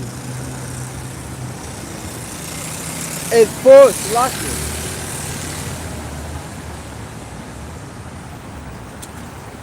It says, O thy king, the Most High gave Nebuchadnezzar thy father a kingdom and majesty and glory and honor, and for the majesty that he gave him, all people, nations, and languages trembled and feared before him. Whom he would, he slew, and whom he would, he kept alive, and whom he would, he set up, and whom he would, he put down. So the Lord, Yahweh Shemal Shah, gave him great power, man. He gave him great power on the earth. All right? And that was his will, because it's let you know in Ecclesiastes 3 that everything is a time and place under the sun. You know, time and place for everything, right? So the Lord planted Nebuchadnezzar to rule, and then what? He uprooted him, right? He uprooted him. Okay, and that's the same thing. Belshazzar, his grandson, had his time to rule, and now he's about to be taken down. You see? Every heathenistic kingdom had their time to rule.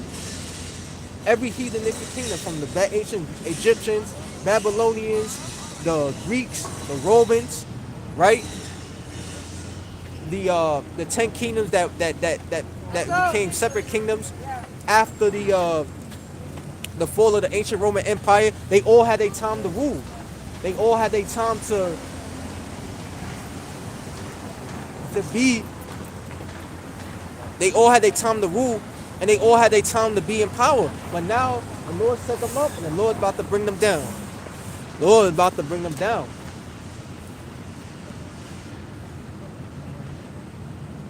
All right. And it's the same. It's no different with Esau Edom, right? Esau Edom, he had his time to rule, right? Starting from the Renaissance period all the way, actually from the time of the Greeks, even up to now, man. Esau had his time to rule, right? Except for that brief period from the Dark Ages, right? That 1,000 years where Jacob was ruling over Europe. That's why all the ancient artwork from Europe, right? From the ancient early churches in Europe show what? Jakes, man. So-called black Latino Native Americans in positions of power and having royal crests and high positions in government. All right, high positions in society, have great stature, because we were the ones that was ruling over Europe. We were the ones that was that had rulership over Europe during the Dark Ages. Man. That's why it's called the Dark Ages, because that's when Jake was ruling. All right, during that 1,000-year period. But after that, you had the Renaissance era. Renaissance means rebirth. That's when Esau Edom, the so-called white men, the Edomites, they came into power. Whitewashed all the images, right? All the artwork and images that we had, you know, and it basically started to come back in the rulership again. Started to gain control over the earth and come back in the rulership again. All right, and that's all done by prophecy. Let you know in Revelation 20:1, you know, all done by prophecy. Verse 19, and for the majesty that he gave him, all people, nations, and languages trembled and feared before him. Whom he would, he slew, and whom he would, he kept alive, and whom he would, he set up, and whom he would, he put down. So the Lord was using, Yahweh Shah was using Belshazzar. Nebuchadnezzar. He was using him as his instrument, right? He was nothing but a whipping stick. He was nothing but his instrument, because that's what the Lord could do. The Lord raises up and brings down. The Lord keeps alive and enslaves, right? So the things that Nebuchadnezzar was doing in his time was really a gift from the Lord. The Lord was just using him to do his work, right? He was an instrument for Yahweh Shah. That's it. Verse 20. It says, but when his heart was lifted up and his mind hardened in pride, he was disposed from his kingly throne and took his glory from him, right? And it's the same thing with his son Nebuchadnezzar, man. Same thing with his son. He's proud. He's super proud, man. And his heart is hardened. Same thing with Esau Edom. Esau the proud is the man of pride. He's so proud. He think he's a god. He tried to be in the seat of God, as it lets you know in 2 Thessalonians 4. No, 2 and 4. Salakia. 2 Thessalonians 2 and 4. Right? He sets him. He's proud. He sets himself. He set himself up at the seat of God. Right? He boasts that he's over the stars. You see, which represent the 12 tribes of Israel. You see, so this is a proud man. Right? Let's get in. Let's show Esau pride real quick. This is 2 Thessalonians.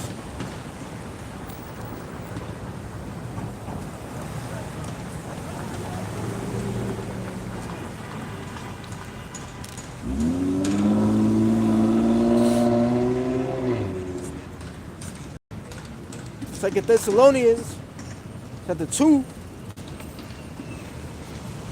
and verse 4. This is speaking on Esau Edom, man. This is talking about how his identity is being revealed. That Lord is lifting on his skirt. Meaning he exposing him to be the Esau, to be the Edomites, right? To be the devil that the Bible is talking about. That's going to receive this judgment. All right? So this is 2 Thessalonians chapter 2 and verse 4. Who opposes and exalts himself above all that is called power or that is worship. See? Himself that is all called power. So that's why you see Esau Edom with his science. He makes his own apple. What's wrong with an apple? Right? Why do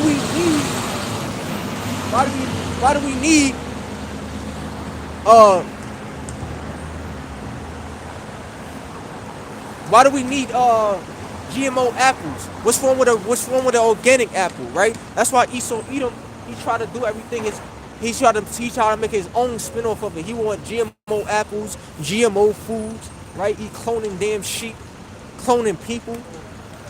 See what I'm saying? Right? Pushing this LGBTQ. You see? Right? Pushing,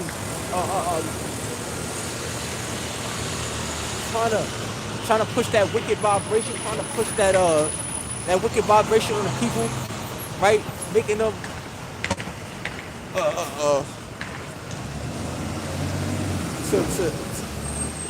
turn against the Lord.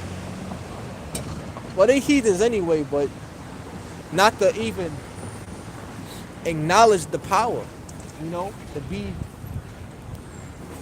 straight atheists, you know. This is what Esau do. Who exalted himself as power. See?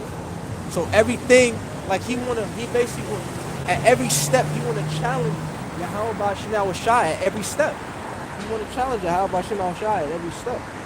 Continue on, it says, or that is worship, right? So he want to be worshipped. He want to be praised. So he want to be like the Most High so much. That's why he made the picture, because we have the signs down, right? The brother had the signs. You know, so I ain't get them today, but we have the sign down in Cheverly, Georgia, where you call Jesus Christ, right? So-called white man.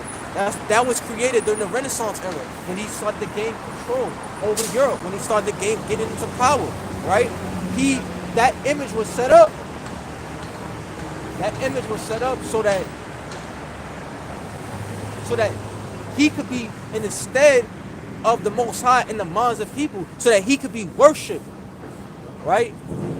So that he could be praised and worshiped. That's why in the churches and them damn cemetery schools, damn churches and cemeteries, they push the image of Cesare Borgia so hard because he want to be worshipped and praised. He wants to be worshipped and praised.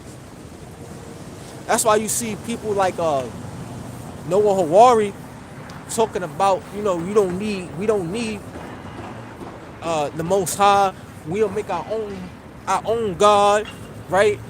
We even have some of those that's in that scientific community talking about writing their own Bible, creating their own religion. Like, it's madness, man.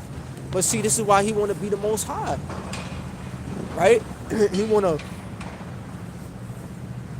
write his own Bible. He want to play the role of the Most High. He want people to praise and worship him, right? Give him offerings. You see, he want to be omnipotent, omnipotent, and omnipotent, omnipotent, and omniscience. It means all knowing, all seeing, all powerful. That's what Esau want to be, and that's what the MOTB is ultimately means to the end of that, right? He's going to use the FRID microchip to try to achieve that, because he wants to be God so bad. These Edomites want to be God so bad, man. They want to be like the Most High Yahweh and his son Yahweh Shai so badly. That's why they want to put that seed into you so much, right? That neural link, because through that they'll be able to track you wherever you go, right? Omnipresence, right? They'll be able to know where you at all times. Omnificence. They'll be able to know they'll be able to know everything about you, right? And omnipotent, they'll be all powerful because through that chip they can send signals potentially, right? Because we don't know, the chip is a wild card. The FRID microchip, right? The mark of the beast is a wild card. So we don't know how it's going to play out. But it could be, right? And I speak as a man, but it could be set up to where, right? Where the people that get the C hip inside of them, right? It sends signals to do what? To control their mind, to change their brain chemistry and their hormones, man. To have them thinking and acting a certain way, man. They control their free will. They control their actions and movements, man. You see? That's a great chance he's gonna do that. You know? It's a great chance that C hip is gonna do that.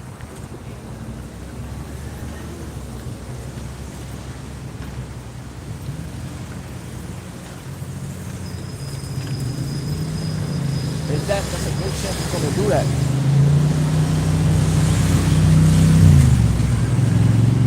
You know? But this is what Esau wanted. That's why he's pushing that MOTV, because that's the means to an end. You see. Checking the comments. Alright, nobody comment. 2 Thessalonians 2 and 4.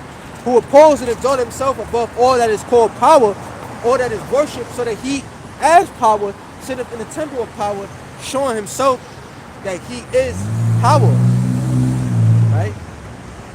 So also things that's worship is the Israelite. So he boasts at the fact that he's over us, that he got us in oppression, that he got us in slavery. Right? He boasts at that fact, and he's happy at that fact, man.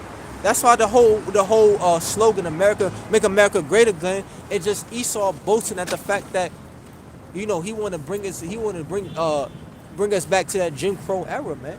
To that era where the Edomites was in, where white supremacy was at an all-time high, where Esau was at his most powerful, man. The glory days for the Edomites, you see. So-called white man, the glory days. That's what it's about. Make America great again. See? But we ain't going back to that, man. We're going to the kingdom, man. For Esau is the end of the world. 2 Ezra 6 and 9. For Esau is the end of the world, and Jacob is the beginning and follower. We ain't going back to that. All right? Them days are done.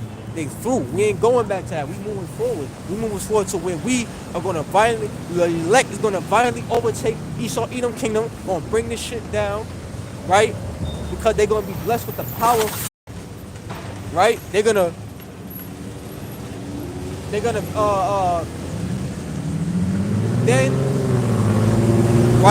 bring the heathen in subjection.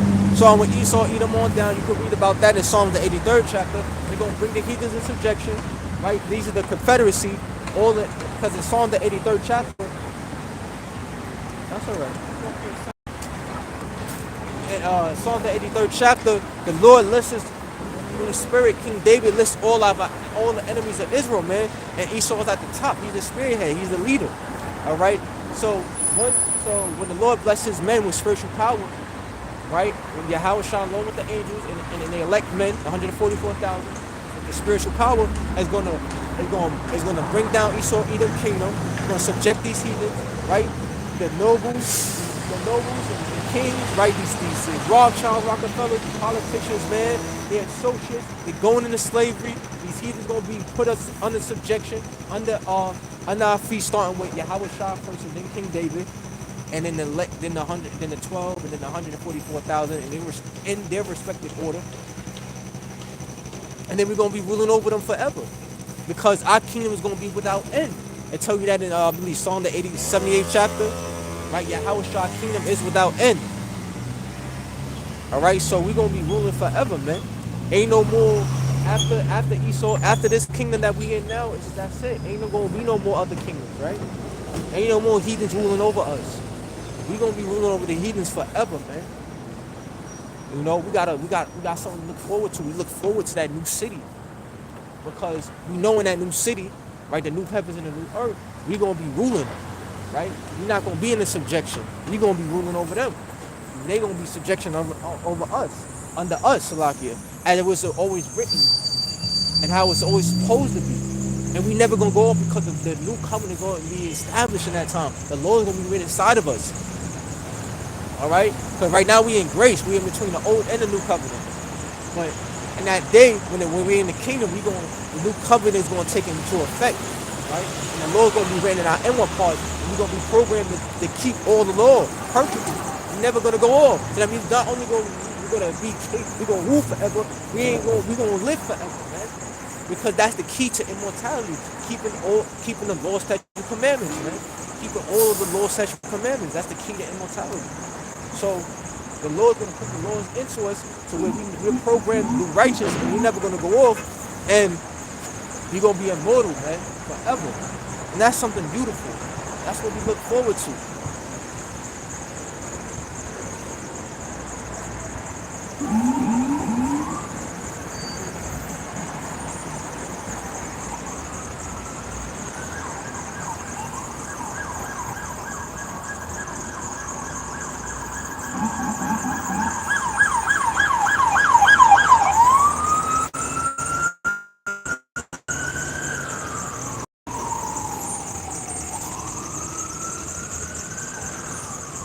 We look forward to that new heaven and earth, man. We look forward to the kingdom. Damn, I forgot my train of thought. Salakia. I forgot what precept I wanted to bring out. I wanted to bring out some precept. Damn, I forgot what it was. Damn, I forgot which one it was. Damn. And it slipped my mind. Salakia. Slipped my mind, but I could bring that out. Luke 19:27. Luke 19:27. Huh.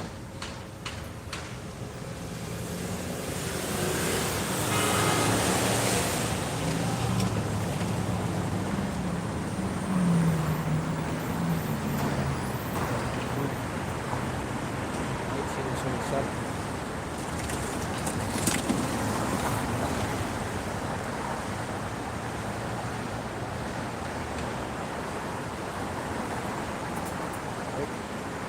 No, actually, yeah, Matthew 10:34. Let me bring this up. Matthew 10:34.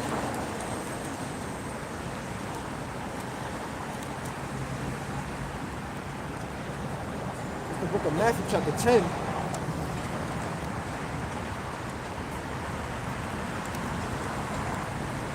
Matthew chapter 10, verse 34. It says, think not that I come. So this is all in the red letter. So this is Lord Yahweh Shah speaking, right? And he's making a statement here. He says, think not that I am come to send peace on earth. So the Lord is not, these Christian these false doctrines that they push in the churches, how the Lord gonna come back and bring peace on the earth. No, the Lord not coming back to bring peace on the earth, right? He gonna bring great violence on this earth. He gonna bring a lot of deletion on this earth, a lot of death on this earth, man. He gonna pay the sinners back, man. He gonna bring down his father's wrath on this earth, right? He gonna bring around judgment on this earth. He gonna be able to unleash his anger that he had bottled up inside, man. He watched his people go through the transatlantic slave trade, go through different captivities, from the Egyptian captivity, the ancient Neo-Babylonian captivity, the Assyrian captivity, the Medo-Persian captivity, the Greek captivity, the Roman captivity, right? Then which you now know as the European nations, right?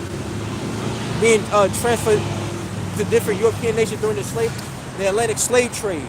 Up to this point, the Lord watched all of this, man. The violation and the utterly destroying of his people, man. And the Lord has been angry, and he had his anger bottled up. And the disrespect that Esau, Edom, and the heathens been showing to the Lord, right?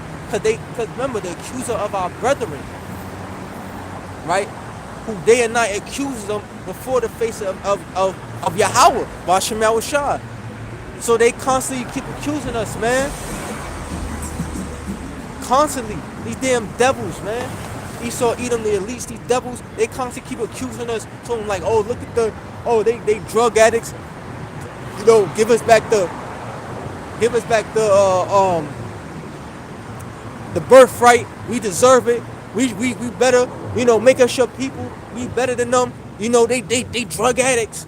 They throw away their babies. You know, they always on the corner doing nothing. They incompetent. They got low IQ, right? They always drugged up in violence. They don't keep your laws. They don't keep your ways. But like it says in Habakkuk 2:15, right?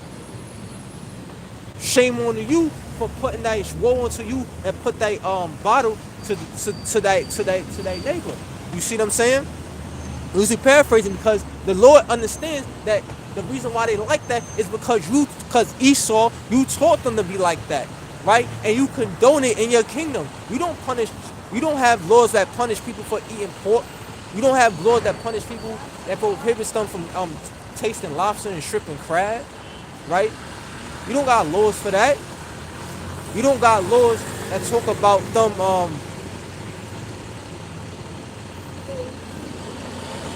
that prohibits them, right, from committing adultery.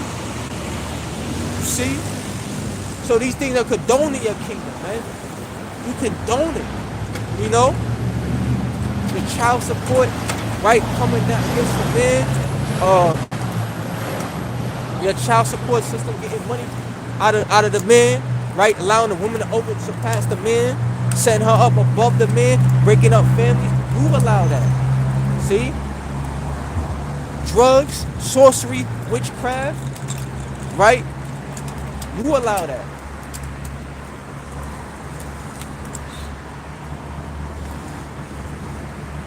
Let me get that real quick. The accuse of our brethren.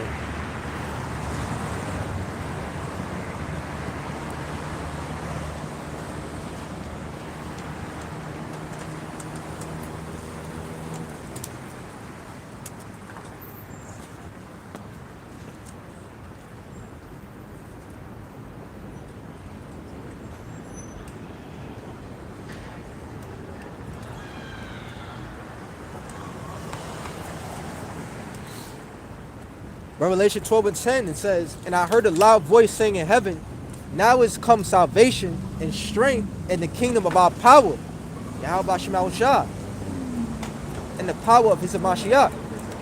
For the accuser of our brethren is cast down, which accused them before our power day and night." And Esau is cast down, man. That's why he's trying to raise his head again. He's trying to get back up. He ain't gonna get back up, because the Lord gonna tear his ass up, man. He gonna be low as he belonged, because he the vilest of all men. He was only exalted as a means of prophecy, to fulfill prophecy in his role as being the devil on the damn earth, being the wicked on the earth, and to only ultimately be violently overthrown, because he's the villain in this movie called life. He's the villain. Alright? So he's gonna get violently overthrown. That's why the Lord set him up, the violence of him, so that he could be violently overthrown, so he could be made an example out of. Alright? He's the vessel. Those are the vessel. He's the vessel of dishonor. Salakia.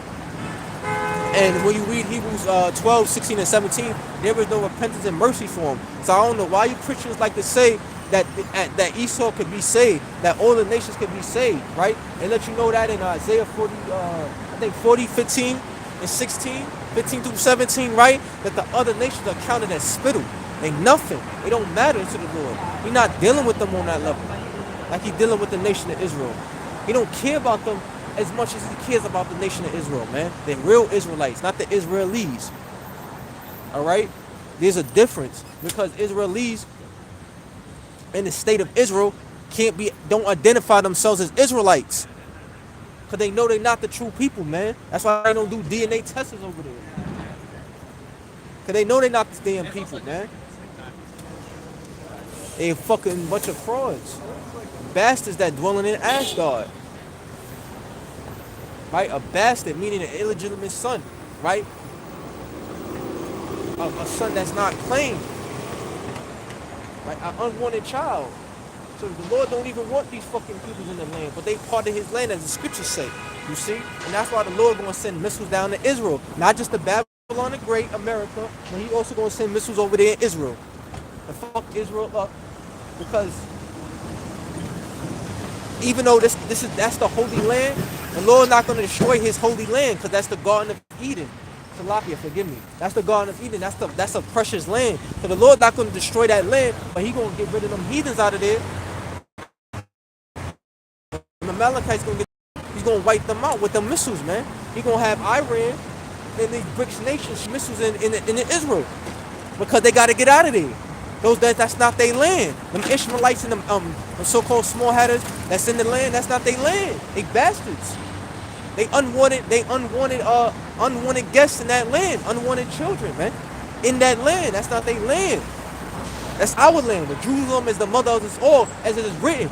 That's our land. So the Lord's going to use the ICBM missiles as a cleansing agent to get the wicked out the land. They got to get up out of there, man. That's our land, man. And the Lord with his power is going to put the Israelites back into their holy land. You know? And ultimately that's where I want to go. America's not my home. It's not my rest. My rest is in Israel, man. Just like you, I want to go back home.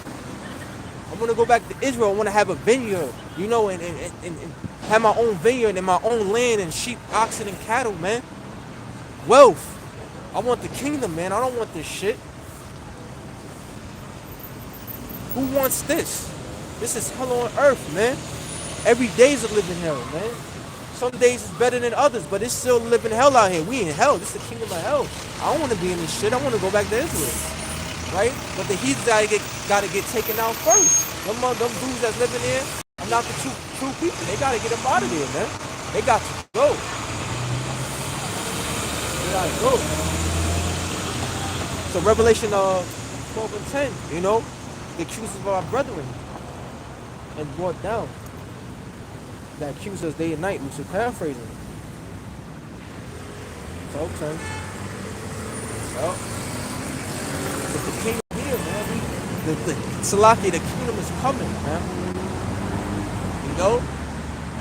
And in the kingdom of heaven, Esau, Edom is going to be born super low. It's going to be a shame to be an Edomite. You'd rather be a heathen.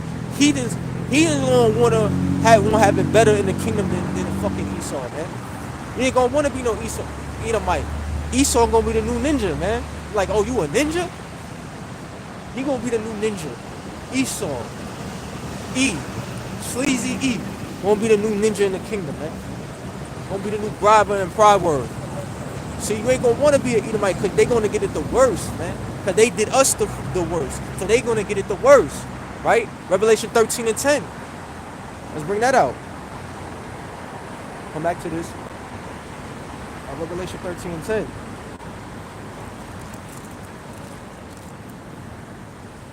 It says,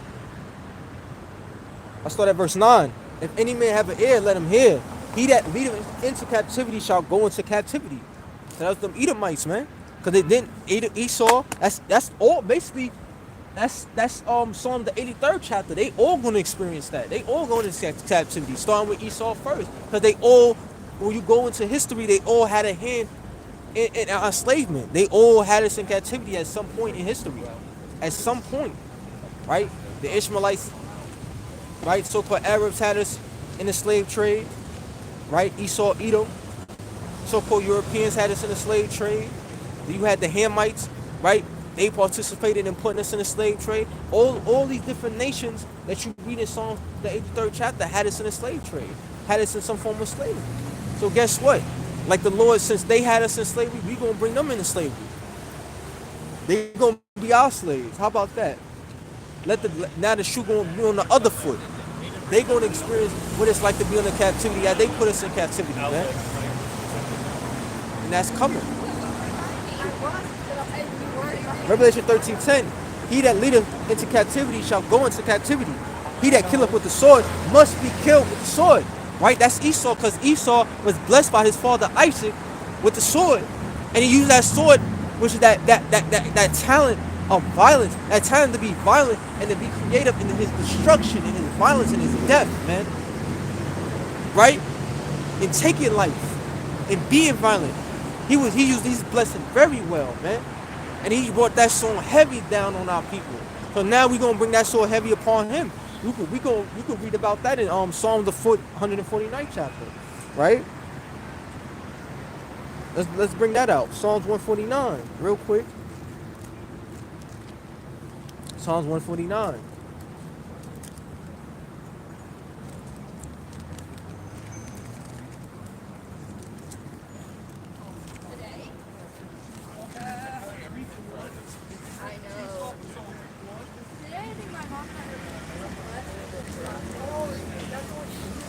Right? Con. Psalms 149 and verse 5, it says, let the saints be joyful in glory. Let them sing aloud upon their beds. Let the high priest of power be in their mouth and a two-edged sword in their hand to execute vengeance upon the heathen and the punishments upon the people. So see, we going to have a two-edged sword. The elect, right, the Israelites, to do what? To execute vengeance upon the heathen. Why? Why are we punishing the heathen? Right? Why we going to have the power to punish the heathen? Right? Just to be on them when we feel like it. Why is that? Because they us and when we was under their subjection and their rulership. When we was oppressed. They oppressed us, so we going to oppress them. We going to make them suffer as they made us suffer.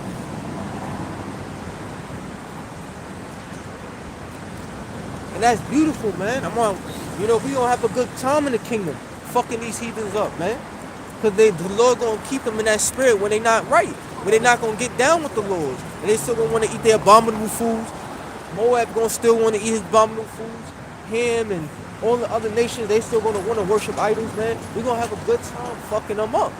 Getting them in line, getting them in order. Like, no, you can't worship idols. No, you can't eat abominable foods. No, you got to keep the Sabbaths. Yes, you got to keep the high holy days, man. We gonna have a good time knocking their blocks off, man. Good old time. We gonna be so terrifying to the Edomites and heathens that when they see our fringes, they gonna be terrified just to look at our fringes, man. They gonna be scared when we walk past them, shaking in their boots like Nebuchadnezzar. Their knees gonna be buckling in great terror, man, shaking and with great fear. And looking upon the Israelite. But we're going to be like gods on the earth, man. What it says in Psalms 82 and 6. Ye are gods and children of the Most High. He going to make us like gods on the earth, man. Many Most Highs.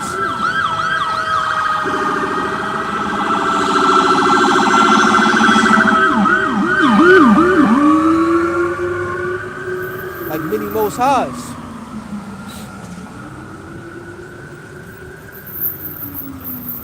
So that's what we're going to be on the earth, like many Most Highs, man. All right, like many Most Highs.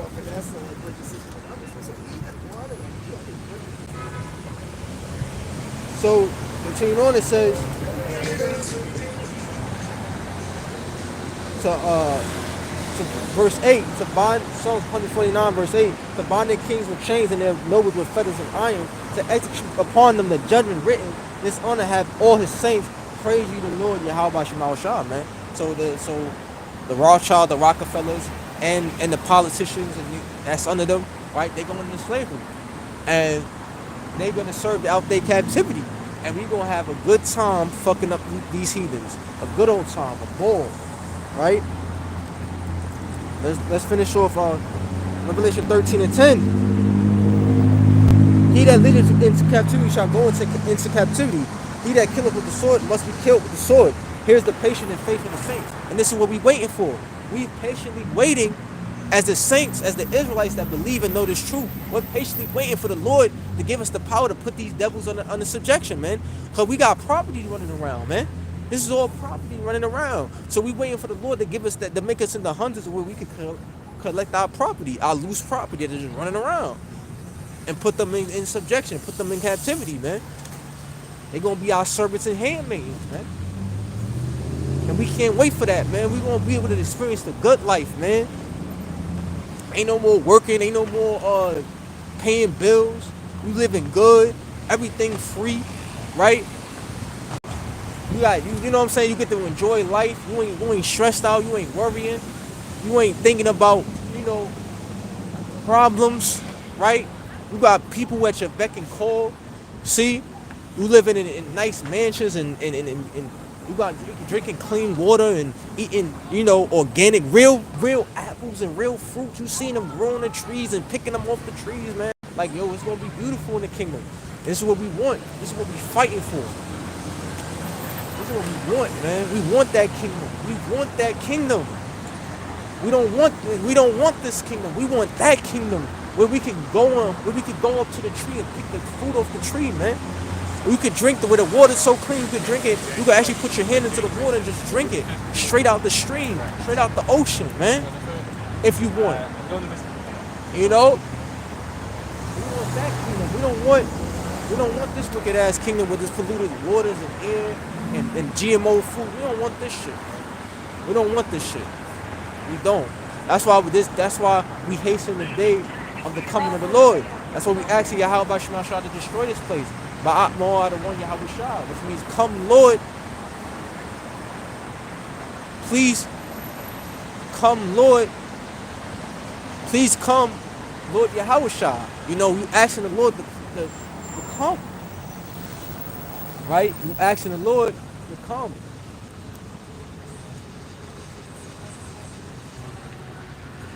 Right? You asking the Lord to come.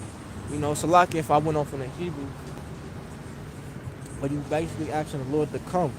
So again, going back to Matthew 10 and 34. Think not that I come to send peace on earth. I come not to send peace, but a sword. So the Lord gonna bring down that sword, man. That's a killing instrument. So the Lord gonna be killing a lot of people when he come back. He ain't coming back to sing Kumbaya, to be friends with you ninjas in the world. He coming back to bring down judgment. Start slaying people. I just let you know in Isaiah 63rd chapter, right? He was going through Basra, which is the city of Edom, and just started hacking down these Edomites, man. He gonna start bringing down judgment on the wicked and bringing down judgment on the people in the world. Vengeance, man. Lord coming back to do some serious damage. All right? Such in Isaiah 47:3. All right?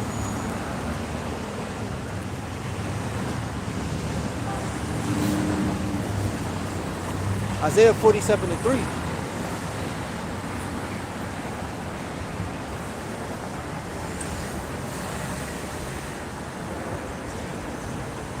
It says, thy nakedness shall be uncovered, yea, thy shame shall be seen. And we seeing it, man. Esau is being exposed.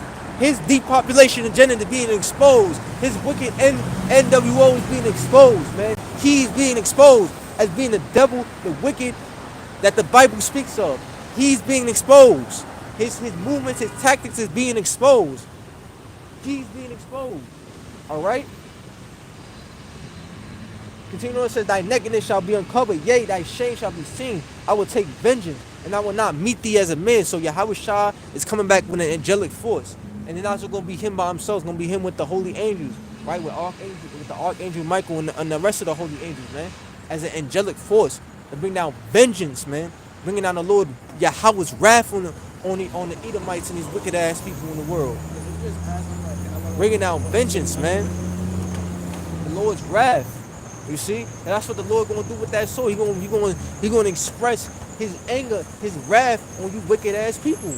He gonna take his frustration out on you wicked people in the world, man. On you wicked people, he gonna take his frustration out on you in that day. Right? We just hope and pray that we stay on the Lord's good side and he doesn't take his frustration out on us. Right? Right? Just act, that we stay on the Lord's good side. So this is going back to Daniel 5 and verse 20. It says, but when his heart was lifted up and his mind hardened in pride, he was disposed from his kingdom throne, and they took his glory from him, right? Because he lost the kingdom because of pride. That's how Esau going to be uprooted. The Lord's going to uproot Esau, Edom, because of his pride. You see? It says, and he was driven from the sons of man, and his heart was made like the beast, and his dwelling. So even though Daniel was speaking on Nebuchadnezzar, this is what's going to happen to Esau, Edom. Esau is losing because of his great pride, right? And he's a wicked anyway, so he's the man of pride. He was already set up to lose his kingdom. He was already set up because he's wicked and he's proud. So he's already set up to lose his kingdom. He was only supposed to reign for a short period of time, right? That's how Nebuchadnezzar lost his kingdom out of pride, right? And it's the same thing. The proud man Esau Edom is gonna lose his kingdom. He's gonna be uprooted, and he's being uprooted. You see, as we speak. So it says here, verse 21, and he was driven from the sons of man, and his heart was made like the beast, and his dwelling was with the wild asses. They fed him with grass like oxen, and his body was wet with the dew of heaven. So he knew that the Most High power, Yahweh Shema Shah, ruler in the kingdom of men, and that he is appointed over it whosoever he will. Right? So the Lord sets up the king. He decides who rules nations, who rules a country, right? He decides that. Putin is there because the Lord put Putin up there. Trump is the president because the Lord put Trump as president, right? Whoever the prime minister is because the Lord set them up as the prime minister. The Lord set these men up, right? Ultimately to do his will, his bidding. Whether they know it or not, do the Lord's bidding, man. Speeding up, speed up these prophets, right? Gathering the troops to the valley of Yahweh Shaphat, where the Lord's is gonna judge these nations for the controversy of Zion. World War III, helping them set that battlefield for World War III. You know? So they do the Lord's bidding, like we all do the Lord's bidding. The only one that got free will is Yahweh. None of us got free will. None of us. Not even Yahweh Shah. You know? We all follow the will of the Father. See? And that's Lord Yahweh Shah.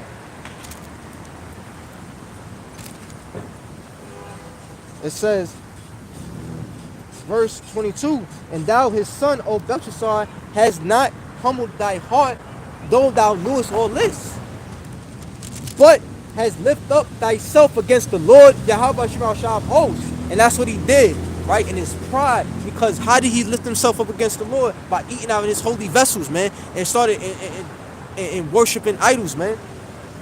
With using the holy vessels with the worship idols. He was going off. He lifted himself against the Lord. So that's why the Lord put that writing on the wall.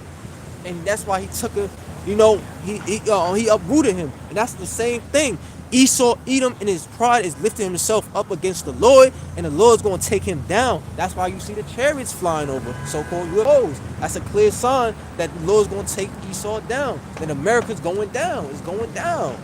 It's going down, and it's going down. How about that?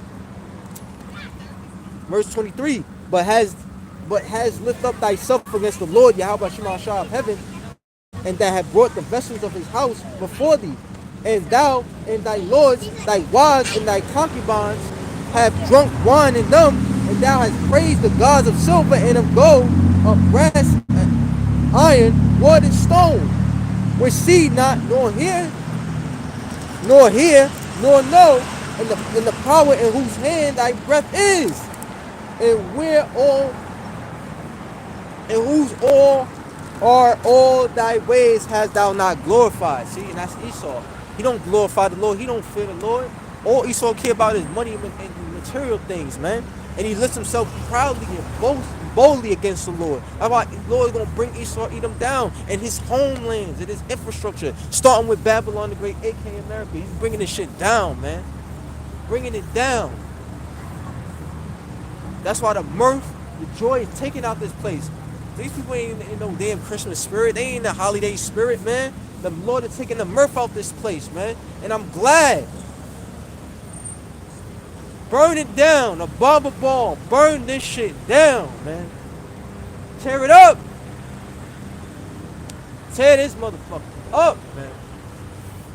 This place got to go. They get wicked and wicked. This place gotta go. It gotta end. It gotta end. You know, so we looking forward to the end of this place, man. We rejoice at the signs of heaven. We rejoice. We lift out our hands and rejoice. These signs, man. We rejoice at the tension and conflict between the nations. We rejoicing at the hints of World War III come on this way. We rejoice, man, because that's prophecies being fulfilled. That's the Lord fulfilling his word, keeping his words, man. And ultimately, if he's keeping if he's fulfilling the prophecies are fulfilling, that means he's gonna keep his promises, man. And that also means that we're gonna get that. Lord willing, if we are the elect, we'll be beamed up in the chariots and get the hell up out of here. But that's ultimately what we're looking forward to is the kingdom and salvation. We trying to get saved. We want to get out of here. We don't want to be here anymore. You know? I want to go home. I want to get into the kingdom. I want to live the good life, you know? Truly live, be a man, you know? Unadulterated man, an Israelite man. Where you could be an Israelite man and a woman could be an Israelite woman. Where we're not hiding and we're not being suppressed. Where we get to fully express ourselves and be men, you know? And we're not suppressed, man. We're not no heathen subjection. We're not even sharing space with these heathens. We're not even sharing the same air with them, man. I can't wait. Can't wait. Verse 24. It says, then was the part of the hand sent from him, and this writing was written. And this is the writing that was written. So Daniel is basically going to break down the writing on the roll, right? Verse 25, and this is the writing that was written. Mene, tekel, upharsin. This is the interpretation of the thing. Mene, power have numbered thy kingdom and finished it. Right? To this place. Mene, tekel, upharsin, man. The Lord numbered this place, man. It's not gonna last forever. America's not gonna last forever. It's falling. This so-called great country is fucking falling. It's numbered. And its time is up, man. And Trump ain't saving this place. This place is numbered, man. Its days are numbered, and the chariots moving through. You're gonna see more chariots signed across the world. It's a clear sign that it's numbered. This place is numbered, man. You know it's on its last days. It's ready to hit the door. It's ready to exit. Alright? Verse 26 again, it says this is the interpretation of the thing. Mene, power have numbered thy kingdom and finished it. Tekel, verse 27, Tekel, thou art weighted in the balance and are found wanting. That's America. America is weighed in the balance and is found wanting, man. Ain't no mercy coming to this place. Ain't no hope for this place, man. It found wanting. It was weighed in the balance and it's found wanting, man.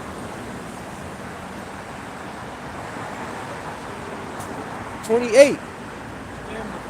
Paris, thy kingdom is divided and given to the Medes and the Persians. Then commanded Belshazzar, and thy clothed Daniel. Then commanded Belshazzar, and they clothed Daniel with scarlet and put a chain of gold about his neck and made a proclamation concerning him that he should be the third ruler in the kingdom." So see, he had so much joy and had so much peace and relief of understanding the right on the wall that he gave him the reward anyway, even though Daniel said earlier he didn't want the reward, right? And what good is the reward when his kingdom about to be taken out, right? He about to lose his kingdom. See what I'm saying? He about to lose his kingdom, and that's how Esau is now, in so-called white men. He about to lose his rulership. He about to lose his kingdom. Right? Edomites, y'all losing y'all kingdom, man. Right? It's already been divided. Alright? And in your kingdom, right? It's gonna be taken out. And the lands that you rule is going to be given over to the Israelites, man. We going to rule over those lands. We going to rule over those lands. But America, Babylon the Great, it's going to be a memorial. It's going to be ashes. And it's going to be a sign for all of those who want to play with the Lord, who want to lift up their hand against the Lord. Lift up themselves against the Lord. It's going to be a sign. This is what's going to happen to you, to your people. If you try to lift up yourself against the Lord, you're going to be like Esau. You're going to be doing super low. You're going to be like Babylon the Great. You're going to be turned to ashes, man. It's going to be a memorial of that. For all those heathens in the future in the kingdom, right, that want to uplift, that want to dare dare to uplift themselves against Lord Yahweh Shema Shah and his people. Right? Okay? Verse 29, then commanded Belshazzar, and they clothed Daniel with scarlet and put a chain of gold about his neck and made a proclamation concerning him that he should be the third ruler in the kingdom. And that night was Belshazzar the king of the Chaldeans slain, and Darius the Median took the kingdom, being about 62 years old. All right? So Darius was the king of the Medo-Persian Empire. See what I'm saying? Because the Medes, the Persians got over the Medes. At one time, the Medes was ruling over the Persians, but because of corruption within, when you do research on it, because of corruption within the Medes, within Mede society and government, right? The Medes rebelled against their own government and society, and they joined up with the Persians, and they helped the Persians overthrow the Medes, right? And the Medes that joined up with the Persians and helped overthrow the Median government and society, right? They was granted to be a part of the Persian kingdom, but guess what? Under King Darius, right? He became the king, even though he was a Persian, right?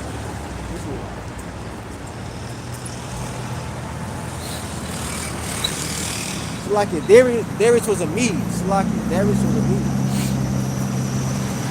So it's actually the other way around.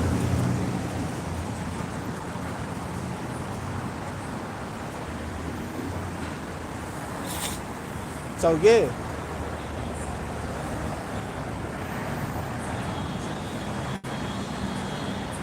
Right, the Persians, Slakia. So yeah. I gotta go back into their account, but basically, like, Darius became the leader of the Medes, right, of the Medo-Persian Empire, right, and then that's when those that rebelled against Medes, I believe, that rebelled against these their own, right, and joined up with Darius, right, they was granted citizenship. And they ruled with the kingdom with him. That's why it's called the Medo-Persian Empire, right? But the Persians is over the Medes, man. Persians is over the Medes, all right? Over the Medes. So the same thing how the Lord weighed this kingdom in the balance, numbered this kingdom, weighed the Babylonian Empire, numbered it, weighed it in the balance, and now divided it.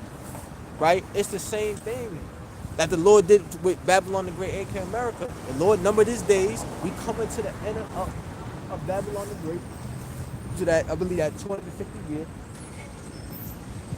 Right? Because every empire, rule have a time span of around 250 years. So we come into that time for America, man, in 226. So we really coming in that time period. Right? And the Lord sees that this place is wicked, right? He knows that this place is wicked, right? And now he going to destroy this place and bring it down, right? And then just like in this chapter, right, when the Neo-Babylonian Empire, Belshazzar, right, Nebuchadnezzar's grandson, when he fell, who took his place? Darius, right? The and that set up the what? The Medo-Persian Empire. So when Esau eat the same way, when I make the point to say this, when Esau Edom kingdom falls, right? 2nd Esdras 6 and 9, who gonna replace it? Right? The Israelites, right? We gonna be the next to rule. We got next. And we gonna rule the kingdom forever. And ain't nobody gonna ever come up against us again and able to rule over us again. We will never be under a heathen rulership again. We won't have no more heathen kings after this ever again.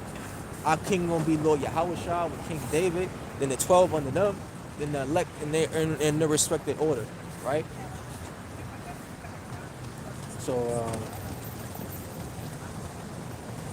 I ended with this.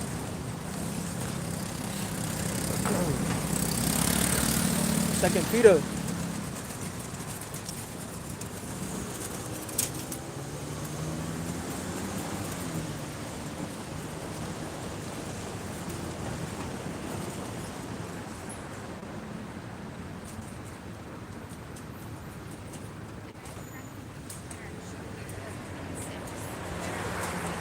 me read this. Lock it. Let me read this. Huh? No, let me get second Peter. Lock it.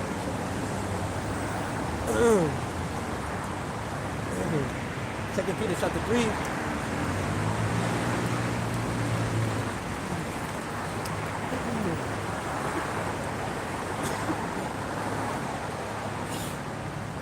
Salaki, excuse me.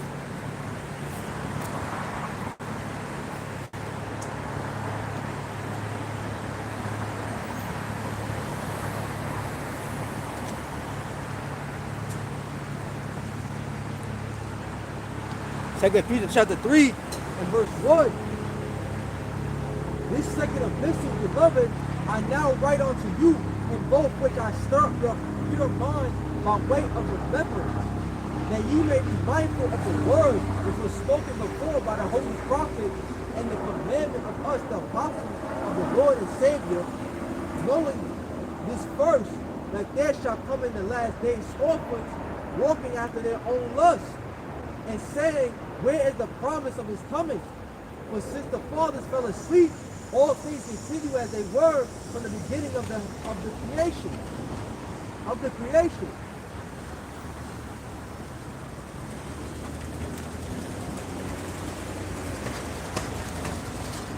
For this they willingly are ignorant of, that by the word of power the heavens were of old. For this they willingly are ignorant of, that by the word of Yahweh Shah, the heavens were of old, and the earth standing out of the water and in the water, whereby the world that then was, being overflowed with water, perished. But the heavens and the earth, which are now by the same word are kept in store, reserved unto fire against the day of judgment and condition of ungodly men. But beloved, be not ignorant of this one thing, that one day is with the Lord as 1,000 years, and 1,000 years as one day. The Lord is not slack concerning his promise, as some men count slackness, but is long suffering to usward, not willing that any should perish, but that all should come to repentance. But the day of the Lord will come as a thief in the night, in the which the heavens shall pass away with a great noise, and the elements shall melt with fervent heat. The earth also and the works that are therein shall be burnt up.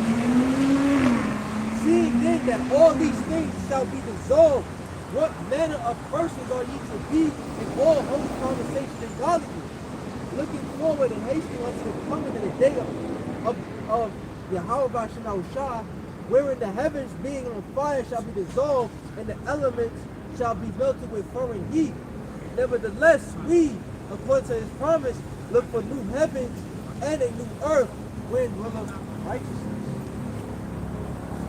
All right. So going in that Second Peter 3 and 10, right? The day of the Lord is going to come as a thief in the night. Why is that? Because it's going to be unexpected. It's going to creep on them, as it is written. It's crept on them unawares. These people not even don't have a clue that Lord Yahweh Shah is coming back. And they're not going to be expecting it, because they're going to be thinking Cedare Borgia, a so-called white man with blonde hair and blue eyes, is going to come back and meet them. No, it's going to be Yahweh Shah, who looked like a so-called black man, who was described in the scriptures as a so-called black man, right? But is an Israelite is an Israelite from the tribe of Judah, right? So it says here too, right? But the day of the Lord will come as a thief in the night, and in which the heavens shall pass away with a great noise, man. That great noise. Okay? Talk about the earthquake, right? It's let you know Isaiah the 24th chapter. Rocking to and fro, the earth shall rock to and fro like a drunkard. That great earthquake that the ICBM missiles with the nuclear warheads is gonna make once they make impact on the earth. Whatever them missiles hit, man, it's gonna shake things up, man. It's gonna make a great earthquake, right? The heaven pass away with that great noise. Cause when you hear boom, right, you're gonna see that, you're gonna feel that earthquake, and then the mushroom cloud gonna shoot up, and everything. Once you see that mushroom cloud, everything within that mushroom cloud is gonna be destroyed, and everything that's in the surrounding area is going to be destroyed as well. Right, the aftermath, right, of that nuclear explosion. So it says, but the day of the Lord will come as a thief in the night, in the which the heavens shall pass away with a great noise, and the elements shall melt with fervent heat, man. So like I said earlier with the Ashranik missile, right, that's 4,000 degrees Fahrenheit. The sun is around 5,500 to 6,000 degrees Fahrenheit, as Putin said, right, on live TV. So these things are extremely hot, right? So he's saying his missile is close, got the heat close to the sun. So these ICBM nuclear missiles are extremely hot, and these ICBM missiles are extremely hot, and they're gonna once they detonate, it's gonna burn everything up. It's gonna burn everything up, buildings, cars, people, everything. It's gonna burn everything up, right? But the Lord's gonna have a special type of bunker for these Rothschilds, these Rockefeller, these DuPonts, these Nobles. A special bunker. The Lord gonna have a special bunker for them, so that they don't get hit with them ICBM missiles, man. So that they can be the first fruits of slavery, man. We gonna have a special bunker just for them, so they can survive these ICBM missiles, man. So that they can survive the nuclear war.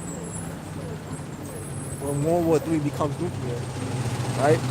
So it says, in the which the heavens shall pass away with a great noise, and the elements shall melt with fervent heat. The earth also and the works that are therein shall be burnt up.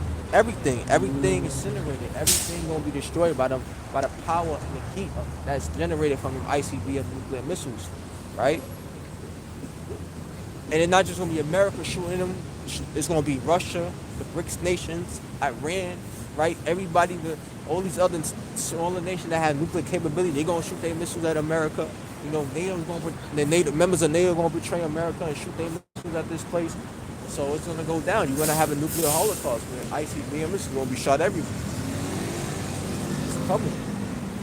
That's why the Lord's gonna reserve the nobles, the kings and the nobles, in special underground bunkers, to where they could resist that intense heat that's gonna be generated from the ICBM missiles when they detonate, when they hit the earth. So it says, seeing then that all these things shall be dissolved, what manner of persons are ye to be in all holy conversation and godliness? So, you know, we got to think about that. We got to rejoice with fear. You know, we got to meditate on that, you know. Serve the Lord with fear and trembling. We got to really fear the Lord, man. We got to walk with fear, with more fear. You know, we got to walk with more fear, because if you believe, you know these scriptures, and you believe on these scriptures, then you know this is coming. So we got to make sure that we stay on the Lord's good side, that we on his right hand side, and that we not, you know, we don't make the Lord angry with us to the point where he want to hit us with a missile, man. He hate us that much to the point where he want to hit us with a missile. We don't want we don't want that for us. So we got to make sure that we that we stay on the walk, and that we doing right. All right. So with that, I give all honor, all praises, no glory to Yahweh, Ba'ashem, Yahushua, Ba'ashem, Rakak, Kadan. Shout out to the elder apostles, the elder bishops who rule well.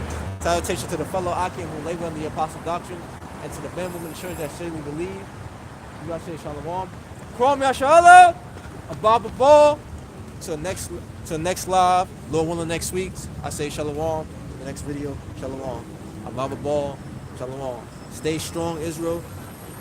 Stay strong, right? We coming in some serious times, but we got the Lord to help us, man.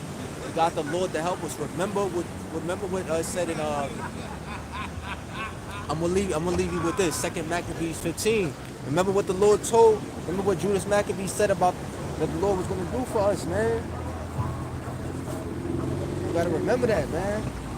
Remember that the Lord gonna help us.